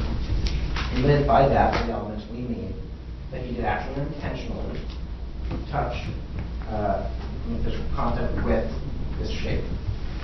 You watched that video. We talked a lot, had a lot of people come in today, and we have this great video of the actual event itself that you just watched. You see him walking in front of this door. Door closed, he's not welcome. Door swings back open, he jumps right back in. Immediately, that phone is out. He's not trying to have a conversation with somebody. He pulls that phone out. As Mr. Tompkins is telling you, he's being antagonistical to the point that they're concerned inside of that building. We heard Mr. Tompkins come in and give his first impression from in that moment what he thought was happening. But based on his tone and his demeanor, he thought there might be danger. He's being antagonistical. He wants to go re-shut that door that's already closed. Watch the videos and watch as he goes to shut that door. Not only does the defendant not get out of the way, not stand still, he moves further into the doorway to make sure that door stays open. He is putting himself in this position. And then as they try to close the door, he stands firmly in that doorway to make sure it stays open and will not let that door shut. You saw them present pictures that will show that the scuff marks on his shoe. And I'm not sure it helps them as much as they think it does. Just think of the force that he is keeping himself planted in this spot as they're trying to shut a door to leave that kind of mark on his foot. How adamantly he is keeping himself in this position. How adamantly he is insisting that he stay here in this doorway, preventing that door from being shut. Mr. Toppins tries to close it. Mr. Shape is trying to close it. And he will not move, will not let them shut the door. He grows upset. You see him in the video. And he falls forward and intentionally shoves Mr. Shape with his hands up against the other door. Watch his reaction as he gets pushed back. Now, Mr. Shape does not raise his fist to defend himself. He tries to de-escalate the situation, move him away from the doorway, so that door can be re-shut. It is locked. You'll see him go back up to the door, try to reopen it, try to get back in again. The door's locked, thankfully. Folks, we have met our burden of proving beyond reasonable doubt that Mr. Smith-Levin did intentionally touch or strike the victim against his will. And so we're going to ask you to come back and return a verdict that makes sense with the laws, with facts, and with what you brought in here today, your own common sense.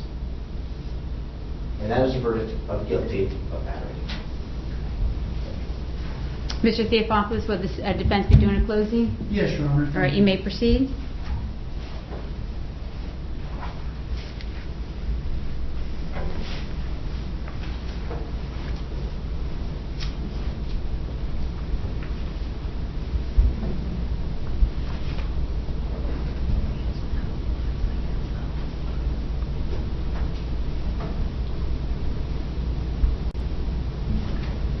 Here's the video.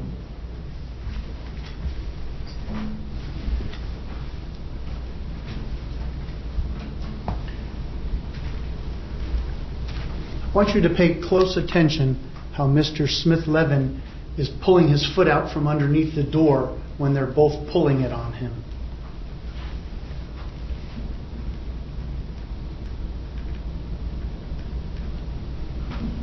Right there. That right there is what caused the damage to his boot. What is reasonable doubt? I'm going to read to you the instruction part of it. All the instructions are important, but there's a few that we contend are really important today. The state, as we talked about earlier, has the burden of proof 100%, including when it comes to justifiable use of non-deadly force, which is self-defense.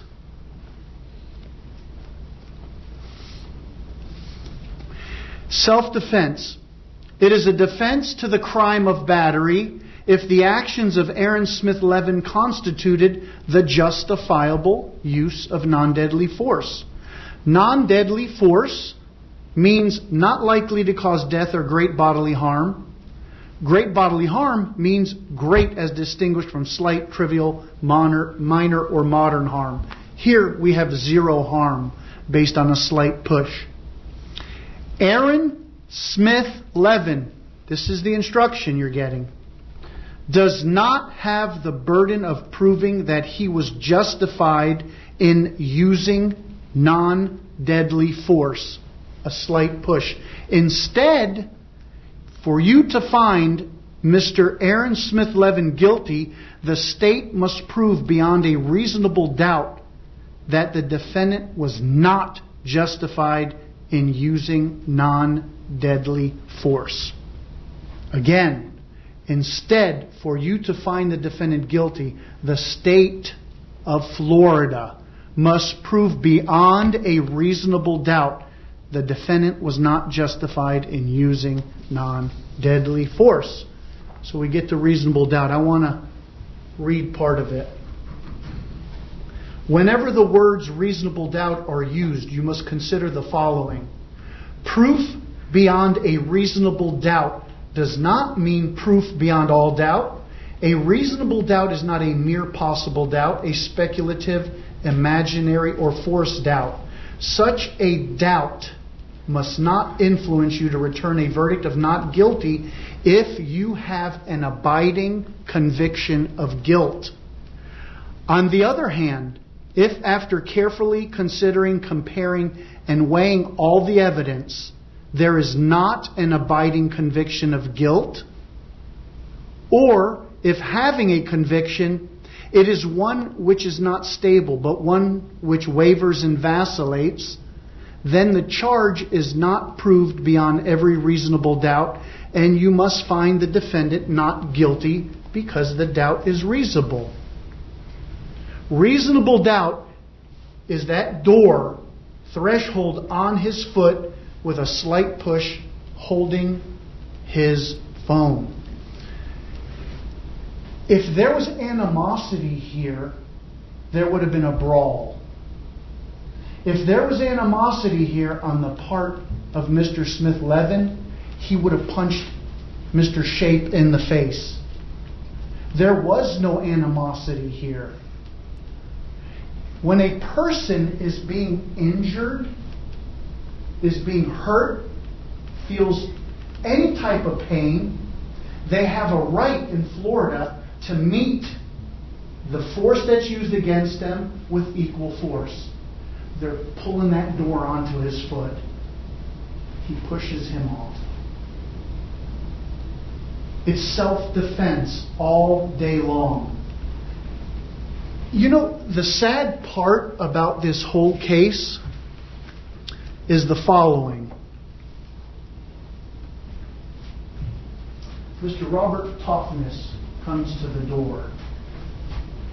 All he has to say is, please move out of the way. We're closing the door. That is all he had to say. Please move out of the way. We're closing the door. You don't hurt an individual because you don't agree with their philosophies. Our country stands on the First Amendment. You have a right to your opinion. Mr. Toughness had told you when he testified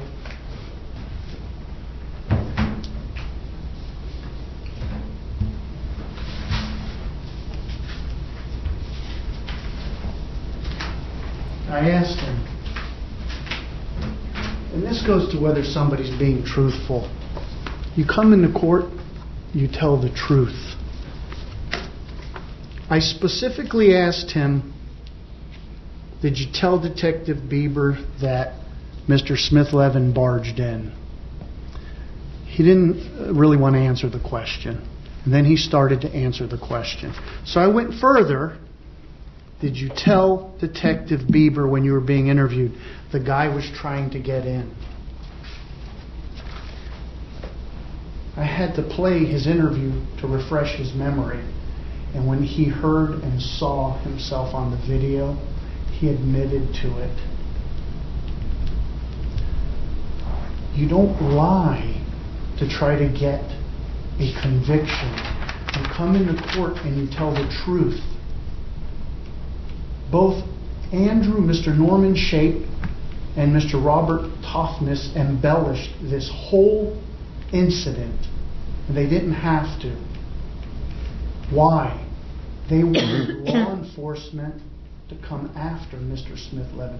They wanted charges against Mr. Smith-Levin.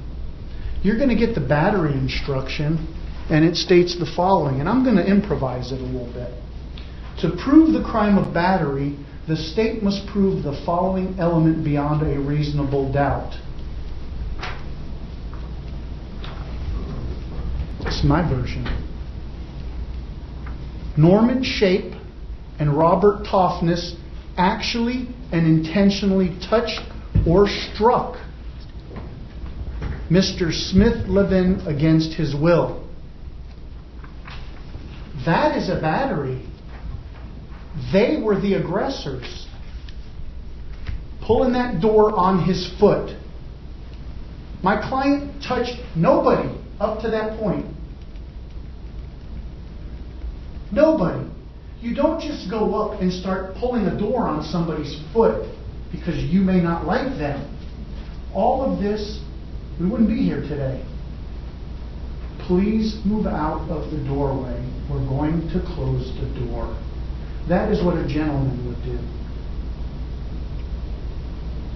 But they don't like Mr. Aaron Smith-Levin. That is the reality of this. And what did Mr. Smith-Levin tell Mr. Norman Shape? You battered me, I'm going to call the police. Once he hears that, what does Mr. Norman Shape do? He goes running to the police. They get their video and they make up this concoction that he's yelling, that he's antagonistic, that he's trying to break in. It's not true. It just isn't true. Please move out of the doorway. We're going to close it. Then he's on his own. But you don't just start closing it on somebody. You start closing the door on somebody, you have other ideas of what you're going to do. And like I said, if Mr. Smith-Levin was this antagonistic, vicious person yelling, screaming on that day, somebody would have had a black eye. But that's not Mr. Smith-Levin. You heard he's got a YouTube channel. Scientology doesn't like it. He's a documentarian. He documents things with video. And sometimes he's a protester. Once every so often they go out to certain buildings and streets, on the sidewalk, and they protest Scientology. They want you to believe that he's a protester, that's why he was there. He even told you, I wasn't there protesting. I was there to talk to Pat. I've talked to Pat on numerous occasions. And you saw in the video, Pat is the black lady behind the reception desk.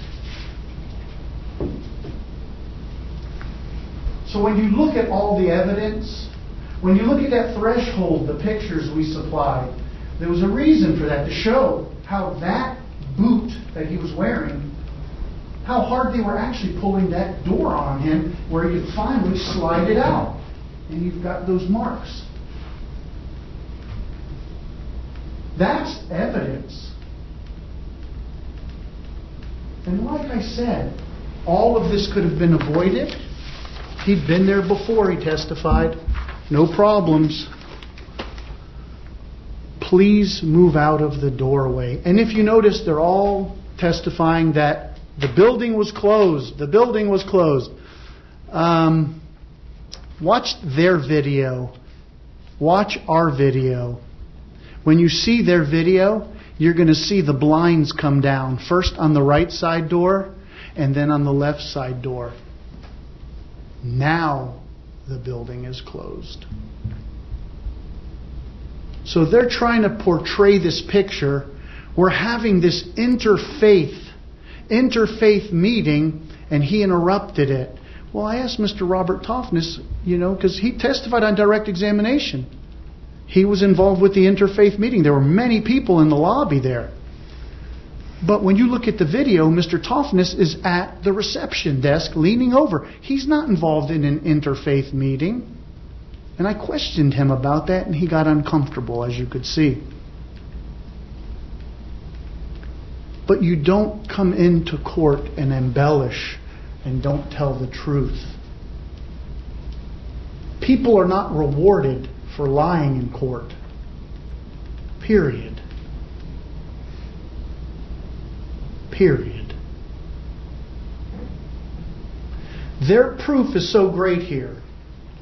They have the burden. You heard about the civil, just 49 and 51%. The burden of proof on them is like this here. It's heavy because this is a criminal case. It's very serious. Have they proved beyond a reasonable doubt that Mr. Smith-Levin did not use self-defense appropriately? No, they haven't. The door, the boot, and when they get on the stand and they look you in the face and they don't tell the truth. That's discerning. That's not right. That's where you people come into play. You are the most powerful people in Mr. Aaron Smith-Levin's life. And this right can be fixed. This wrong can be fixed for right, excuse me. He clearly is not guilty just based on self-defense alone. And they chose not to bring charges against Mr. Toffness intentionally touching or striking an individual with the door, a battery. The state chose not to bring charges against Norman Shape for intentionally striking an individual or touching against their will. They've drawn the line in the sand. But this is where jurors come into play. You get to look at those videos, you get to see the videos, you get to hear the videos. And at the end of the day, all the evidence points to one verdict. Not guilty. Why? It's based on self-defense. You're permitted to put your hands on someone if they're hurting you. Please move out of the doorway. That's how people used to be. Much kinder, much gentler. But times have changed. Just because you're a Scientologist does not mean you can muscle people around and use your will against them. And again, at the end of the day, if Mr. Smith-Levin truly had a bad bone in his body on that day, Norman Shape would have been hurt. He would have been hit hard. All he did was enough to get him away from him. And then when he realized, all right, it's diffused, that was it. It was over. Ow, ow, what are you doing? You hurt my foot. No response. Zero response. So when you look at their testimony and you see if it matches up with the evidence and the videos and the pictures, Mr. Toffness' testimony doesn't, and Mr. Sharp's testimony doesn't. I have an old saying, reasonable doubt.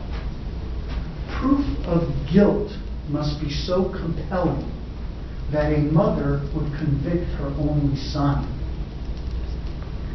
No mother would convict her only son for defending himself in the manner he did. He was almost soft about it. Enough just to get him away. Like, what are you doing? And that is a pure textbook case of self-defense. You don't have to sit there and let somebody hurt you. You can defend yourself. My client never raised a hand acting like he was going to hit anybody. He never threatened anybody. But when you don't fit in with a certain part of society, Scientology, you get hurt, and then you can defend yourself. Ladies and gentlemen, I thank you. The righteous verdict today is a self-defense verdict, not guilty. Thank you. And will the state have a rebuttal? Yes, Your Honor. All right, Ms. Mee? Thank you, Your Honor. May it please the court? Yes. Counsel. Members of the jury. Our burden is heavy. It's serious. And guess what, members of the jury? We've met that burden here today. Give them an inch, they take a mile. Members of the jury, I submit to you that that's exactly what happened on September 20th, 2025. You watched the video here for yourself, and you've heard several witnesses testify to the events. And what did you see in that video? You watched this defendant walking by a building, and a woman comes out of the building. What does he do instead of keeps walking? Perfect. My opportunity to get in the doorway that was closed, that is now open, have my phone out, and he said it himself, have a conversation. Members of the jury, those are his words. But what other words did you hear here today? You heard from Mr. Toughness that his back was to the door. You saw that in the video. And his attention was grabbed. What was that attention grabbed by? This defendant yelling. It startled him. He felt that there was a danger. So what did he do? He went to the doors that were closed, now open because of the fact that the defendant is in the way, and tries to shut them. Members of the jury, what else did he tell you? He specifically said, "Excuse me," as in closing the door. And I had the opportunity to ask the defendant several questions. And every time I asked him, "Did you step away? Did you come to know that they were trying to shut the door?" He said, "Yes, I knew they were trying to shut the door." And no, I didn't step away. I stayed there. He told you he wedged his foot under the door. He told you what that door was doing. Members of the jury, he was in a place he wasn't welcome. Two individuals who were welcome at that location were trying to maintain the closed doors. And here we are.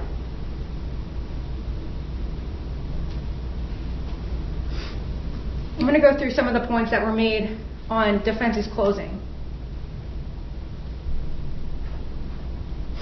I just want to re-emphasize one point that I just made. Obviously, it comes down to one thing according to defense: self-defense. This is a self-defense case, open and shut, done. That's not true, members of the jury. You've had the opportunity to sit here and hear all of the testimony and see all of the evidence. And your common sense tells you, it's not that simple. That is not what happened on September 20th, 2025. There was a point made that there was no animosity. If there was animosity, things would have happened. Members of the jury, this defendant is a protester. He told you he's a protester. He went to a building owned by the Church of Scientology, had an interaction with members of the Church of Scientology. Use your common sense.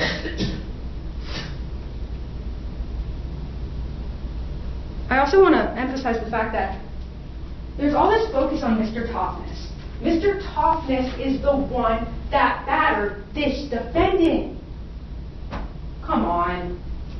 Mr. Toughness walked up here today and sat in that chair and answered every question to the best of his ability. And sure, members of the jury, he got a little tied up, he got a little confused. It's nerve-wracking to take that stand. It's nerve-wracking to face the individual who brought you here today. he got a little confused. No, object. That's a misinterpretation of the law, Your Honor. I'm going to advise the jury that every person who is charged with a criminal offense has a right to have a jury trial. The state brought the charges, so technically the state brought you here. All right, go ahead. Members of the jury, his testimony was clear. He was intimidated. He was nervous. He was worried about what was going to happen, and he acted as he saw fit. He tried to shut the door. He said, "Excuse me," and another individual, Mr. Shape, came to the door and tried to assist him. That's it. He wasn't trying to hurt anyone. He was trying to protect the people he thought needed it. There was also great emphasis that the fact that he was tied up or a little bit confused, that he's embellishing a story, he made it up. He's lying to you. He's lying. He's lying. Members of the jury, again, you didn't leave your common sense at that door. Don't forget that. In fact, I just want to emphasize that Mr. Homey did come back up here on redirect and said, "Did you tell the necessary parties what happened truthfully?" He said, "Yes." "Did you want to be truthful here today?" "Yes." Simple as that, members of the jury. A little bit of confusion. There was also a point made that all the parties in this case, what did they do? They made up a story. They ran to the police upon learning that the defendant was going to report them. Members of the jury, that's not what happened. You saw the video. They didn't make it up. They reported what happened.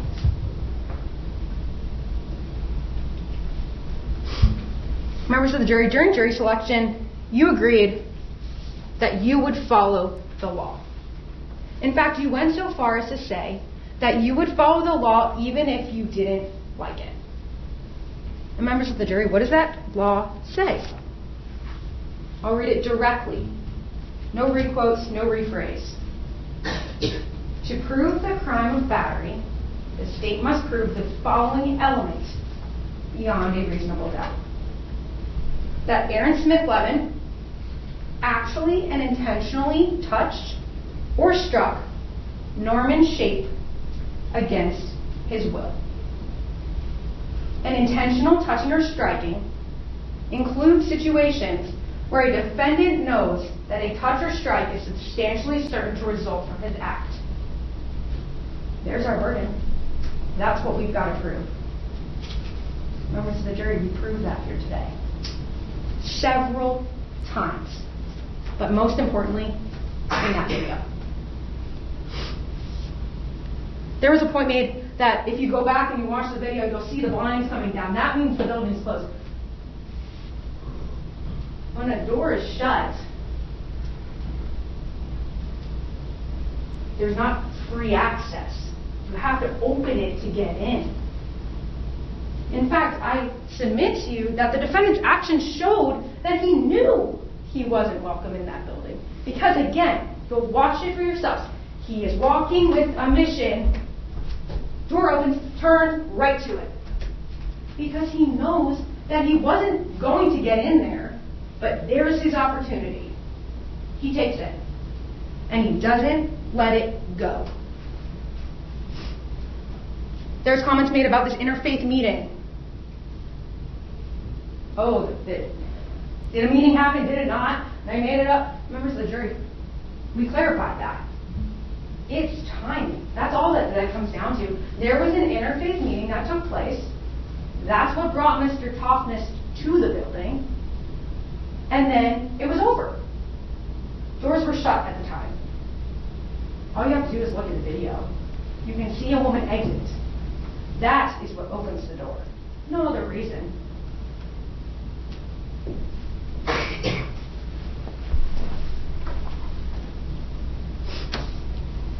Finally, members of the jury, defense stands here and says, well, you heard the video from the defendant. He's yelling, ow, ow, ow, you hurt me. Members of the jury, what did he tell you? He's a documentarian. He's a journalist. He's a YouTuber. He knows what gets attention. That's what he was doing in that video. He's getting attention. He tried to, according to defense, de-escalate. He almost was soft about it. Members of the jury, I was going to play the video. I don't even need to because you can go back and review it. There is nothing soft about the way that man right there shoved Mr. Gabe. Nothing soft about it. And defense wants to point out, well, the victim in this case doesn't do anything.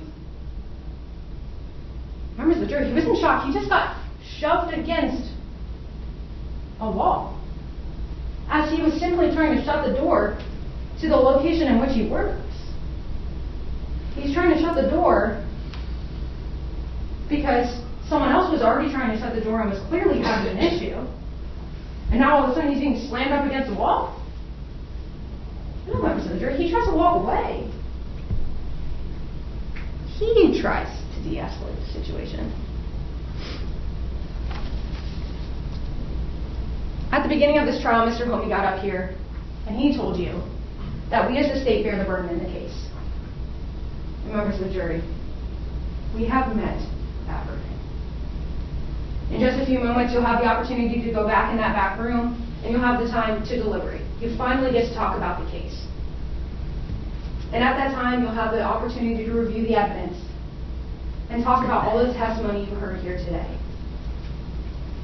And members of the jury, I just want to remind you of one thing. I love to bring it full circle back to something that was said on during jury selection. And that was, I specifically asked, who can tell me what reasonable is? No one wanted to do it, but we got one. And then I get another one. Who can tell me what possible is?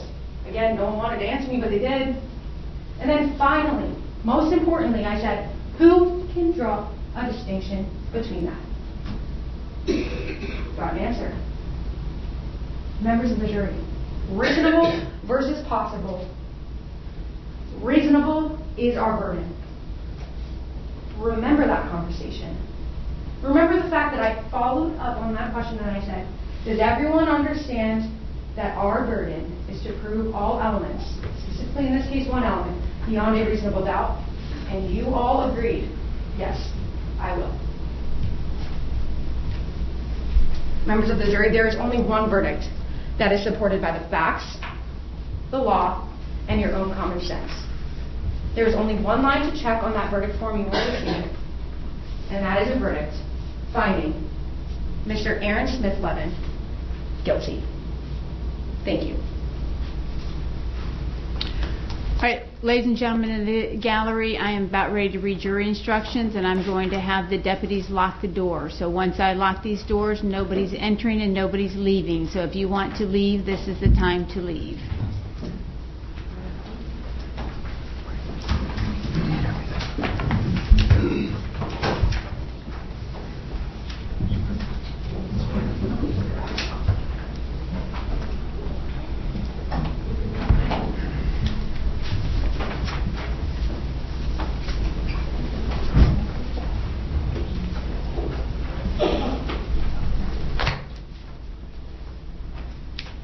Last call for anybody who wants to leave.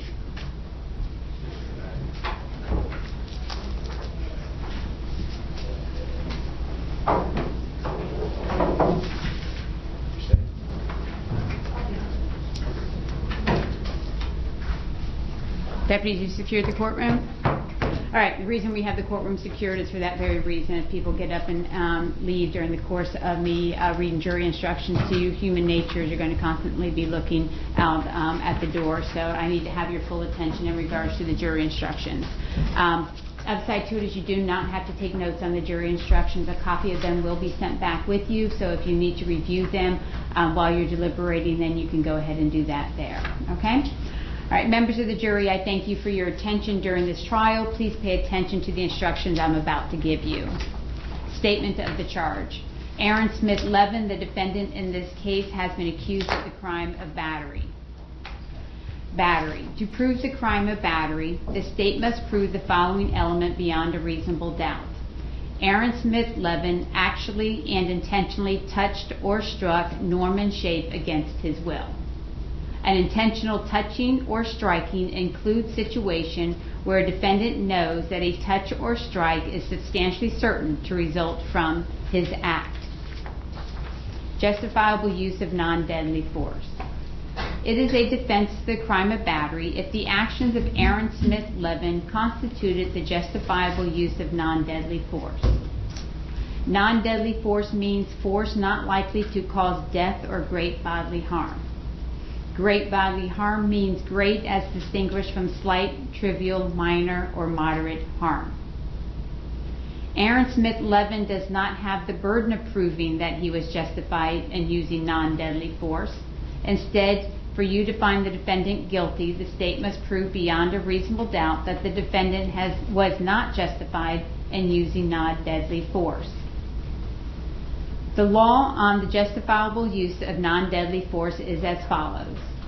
Aaron Smith-Levin was justified in using non-deadly force against Norman Shape and had no duty to retreat if he reasonably believed that such conduct was necessary to defend himself against Norman Shape's imminent use of unlawful force. In deciding whether Aaron Smith-Levin was justified in the use of non-deadly force, you must consider the circumstances at the time the force was used. The danger need not have been actual. However, to justify the use of non-deadly force, the appearance of imminent danger must have been so real that the defendant actually believed the use of non-deadly force was necessary. Moreover, a reasonably cautious and prudent person under the same circumstances would have believed the use of non-deadly force was necessary. In considering the issue of self-defense, you may take into account the relative physical abilities and capacities of Aaron Smith-Levin and Norman Shape. Plea of not guilty, reasonable doubt, and burden of proof.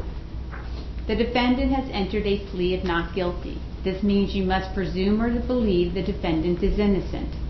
The presumption stays with the defendant as to each material allegation in the information through each stage of the trial, unless it has been overcome by the evidence to the exclusion of and beyond a reasonable doubt.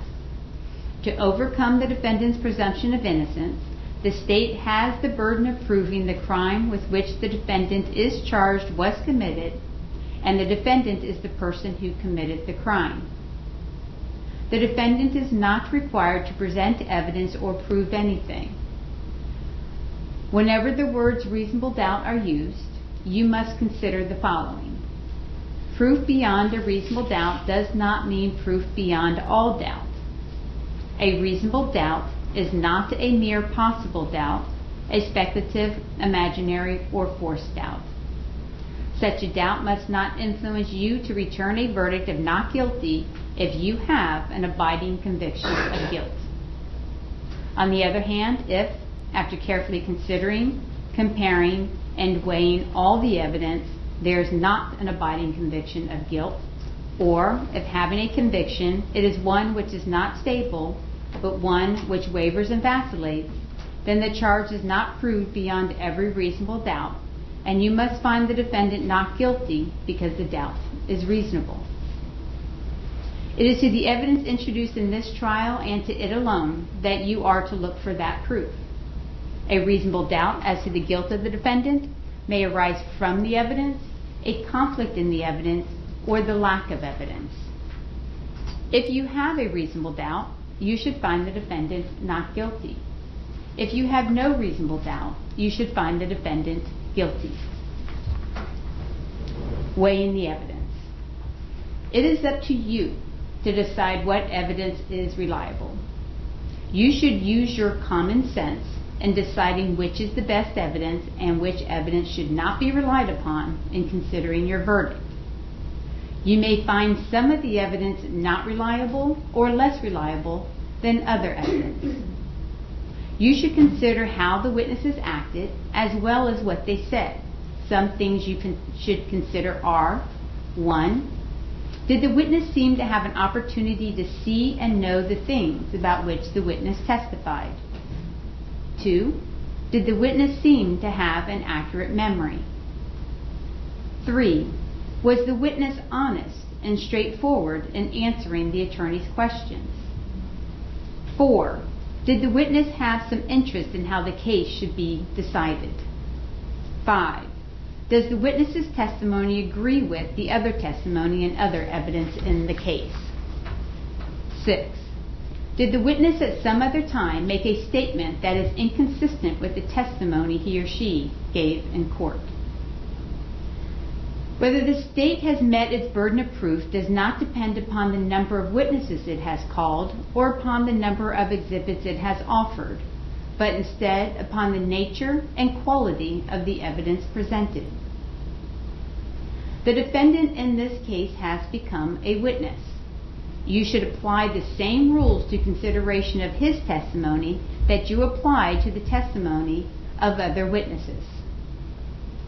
It is entirely proper for a lawyer to talk to a witness about what testimony the witness would give if called to the courtroom. The witness should not be discredited by talking to a lawyer about his or her testimony. You may rely upon your own conclusion about the credibility of any witness. A juror may believe or disbelieve all or any part of the evidence or the testimony of any witness. Instruction on edited recording. Members of the jury, you viewed a video recording. The court instructs you that the recording has been edited to eliminate irrelevant portions that would not add to your understanding of the case. The fact that the recording has been edited should not concern you in any way and must not impact the way you view and consider this evidence. Rules for deliberation. These are some general rules that apply to your discussion. You must follow these rules in order to return a lawful verdict. 1. You must follow the law as it is set out in these instructions. If you fail to follow the law, your verdict will be a miscarriage of justice. There is no reason for failing to follow the law in this case. All of us are depending upon you to make a wise and legal decision in this matter. 2. This case must be decided only upon the evidence that you have heard from the testimony of the witnesses and have seen in the form of the exhibits and evidence and these instructions. 3. This case must not be decided for or against anyone because you feel sorry for anyone or are angry at anyone. 4. Remember, the lawyers are not on trial. Your feelings about them should not influence your decision in this case. 5. Your duty is to determine if the defendant has been proven guilty or not in accord with the law. It is the judge's job to determine a proper sentence if the defendant is found guilty. 6. Whatever verdict you render must be unanimous. That is, each juror must agree to the same verdict. 7. Your verdict should not be influenced by feelings of prejudice, bias, or sympathy. Your verdict must be based on the evidence and on the law contained in these instructions. Cautionary instruction. Deciding a verdict is exclusively your job. I cannot participate in that decision in any way. Please disregard anything I may have said or done that made you think I preferred one verdict over another. Verdict. You may find the defendant guilty as charged in the information or not guilty. If you find that no offense has been proven beyond a reasonable doubt, then of course your verdict must be not guilty. This verdict must be unanimous. That is, all of you must agree to the same verdict. The verdict must be in writing, and for your convenience, the necessary verdict form has been prepared for you, and it is as follows. Here's the verdict form. It'll go back with you. It says, State of Florida versus Aaron Smith-Levin, battery. We, the jury, find as follows. As to the defendant in this case, check only one. A, the defendant is guilty of battery as charged. B, the defendant is not guilty. So say we all. Foreperson of the jury signs it. the foreperson of the jury prints name on the verdict form and dates it, and today is April 14th, 2026. In just a few moments, you will be taken to the jury room by the court deputy. The first thing you should do is choose a foreperson who will preside over your deliberations. The foreperson should see to it that your discussions are carried on in an organized way and that everyone has a fair chance to be heard. It is also the foreperson's job to sign and date the verdict form when all of you have agreed on a verdict, and to bring the verdict form back to the courtroom when you return. During deliberations, jurors must communicate about the case only with one another and only when all jurors are present in the jury room. If a juror goes to the restroom, the deliberation should stop until the juror returns. You are not to communicate with any person outside the jury about this case. Until you have reached a verdict, you must not talk about this case in person or through the telephone, writing, or electronic communication, such as a blog, Twitter, email, text message, or any other means. Do not contact anyone to assist you during deliberations. These communication rules apply until I discharge you at the end of the case. If you become aware of any violations of these instructions I have given in this case, you must tell me by giving a note to the court deputy. Many of you have cell phones, tablets, laptops, or any other electronic devices, including a smartwatch, here in the courtroom. The rules do not allow you to bring your phones or any of those types of electronic devices into the jury room. So as I stated, everybody needs to grab all of that stuff out and make sure the deputies have it before you begin to deliberate. If you need to communicate with me, send a note through the court deputy. If you have voted, do not disclose the actual vote in the note. If you have questions, I will talk with the attorneys before I answer, so it may take some time. You may continue your deliberations while you wait for my answer. I will answer any questions if I can, in writing or orally here in open court. During the trial, items were received into evidence as exhibits. You may examine whatever exhibits you think will help you in your deliberations. These exhibits will be sent into the jury room with you when you begin to deliberate. In closing, let me remind you that it is important that you follow the laws spelled out in these instructions in deciding your verdict. There are no other laws that apply to this case. Even if you do not like the laws that must be applied, you must use them. For more than 2 centuries, we have lived by the Constitution and the law, and no juror has the right to violate the rules we all share. Can I have all counsel approach the bench, please?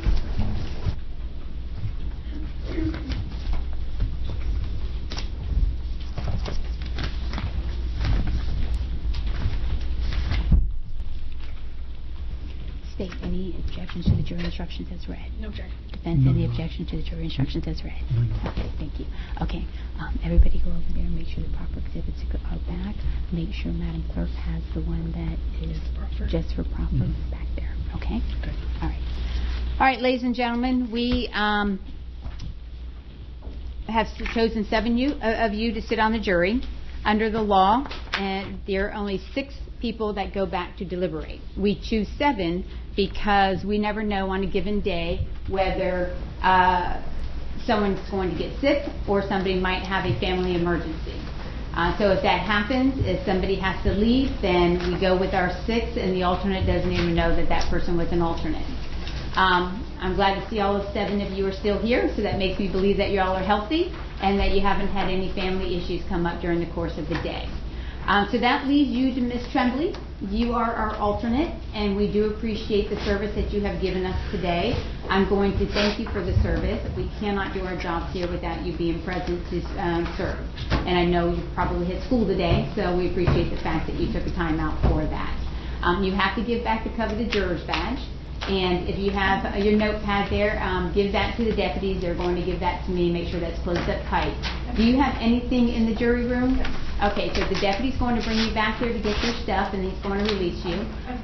The only thing that I can give you as a judge for your jury duty is a certificate of our appreciation. So we will give you that certificate, and deputy, you're just going to have her leave out through judicial reception, or bring her back through here? Back through here. Okay, we're going to get you the stuff there, and then you're going to come back through here, okay? All right, until then, you six are just going to stare at each other for a moment, okay? You have all the stuff? Deputy, this is the jury instructions that are going to go back with them, and this is the verdict form that's going to go back with them, okay? And this time, you do bring your notepads and your pens with you. And as soon as Ms. Tremblay comes through, we will send you back to start deliberating. Madam Clerk, I'm going to give you the jury instructions as read.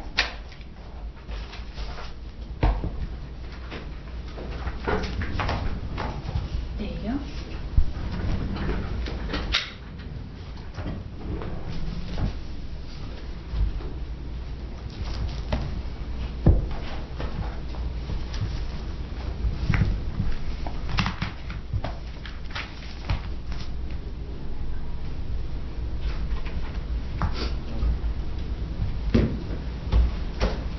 All right, thank you very much, Ms. Tremblay. You can go ahead and exit that way. Thank you so much. Thank you. Thank you. All right, everybody else can stand and go with the deputies. Grab all your things.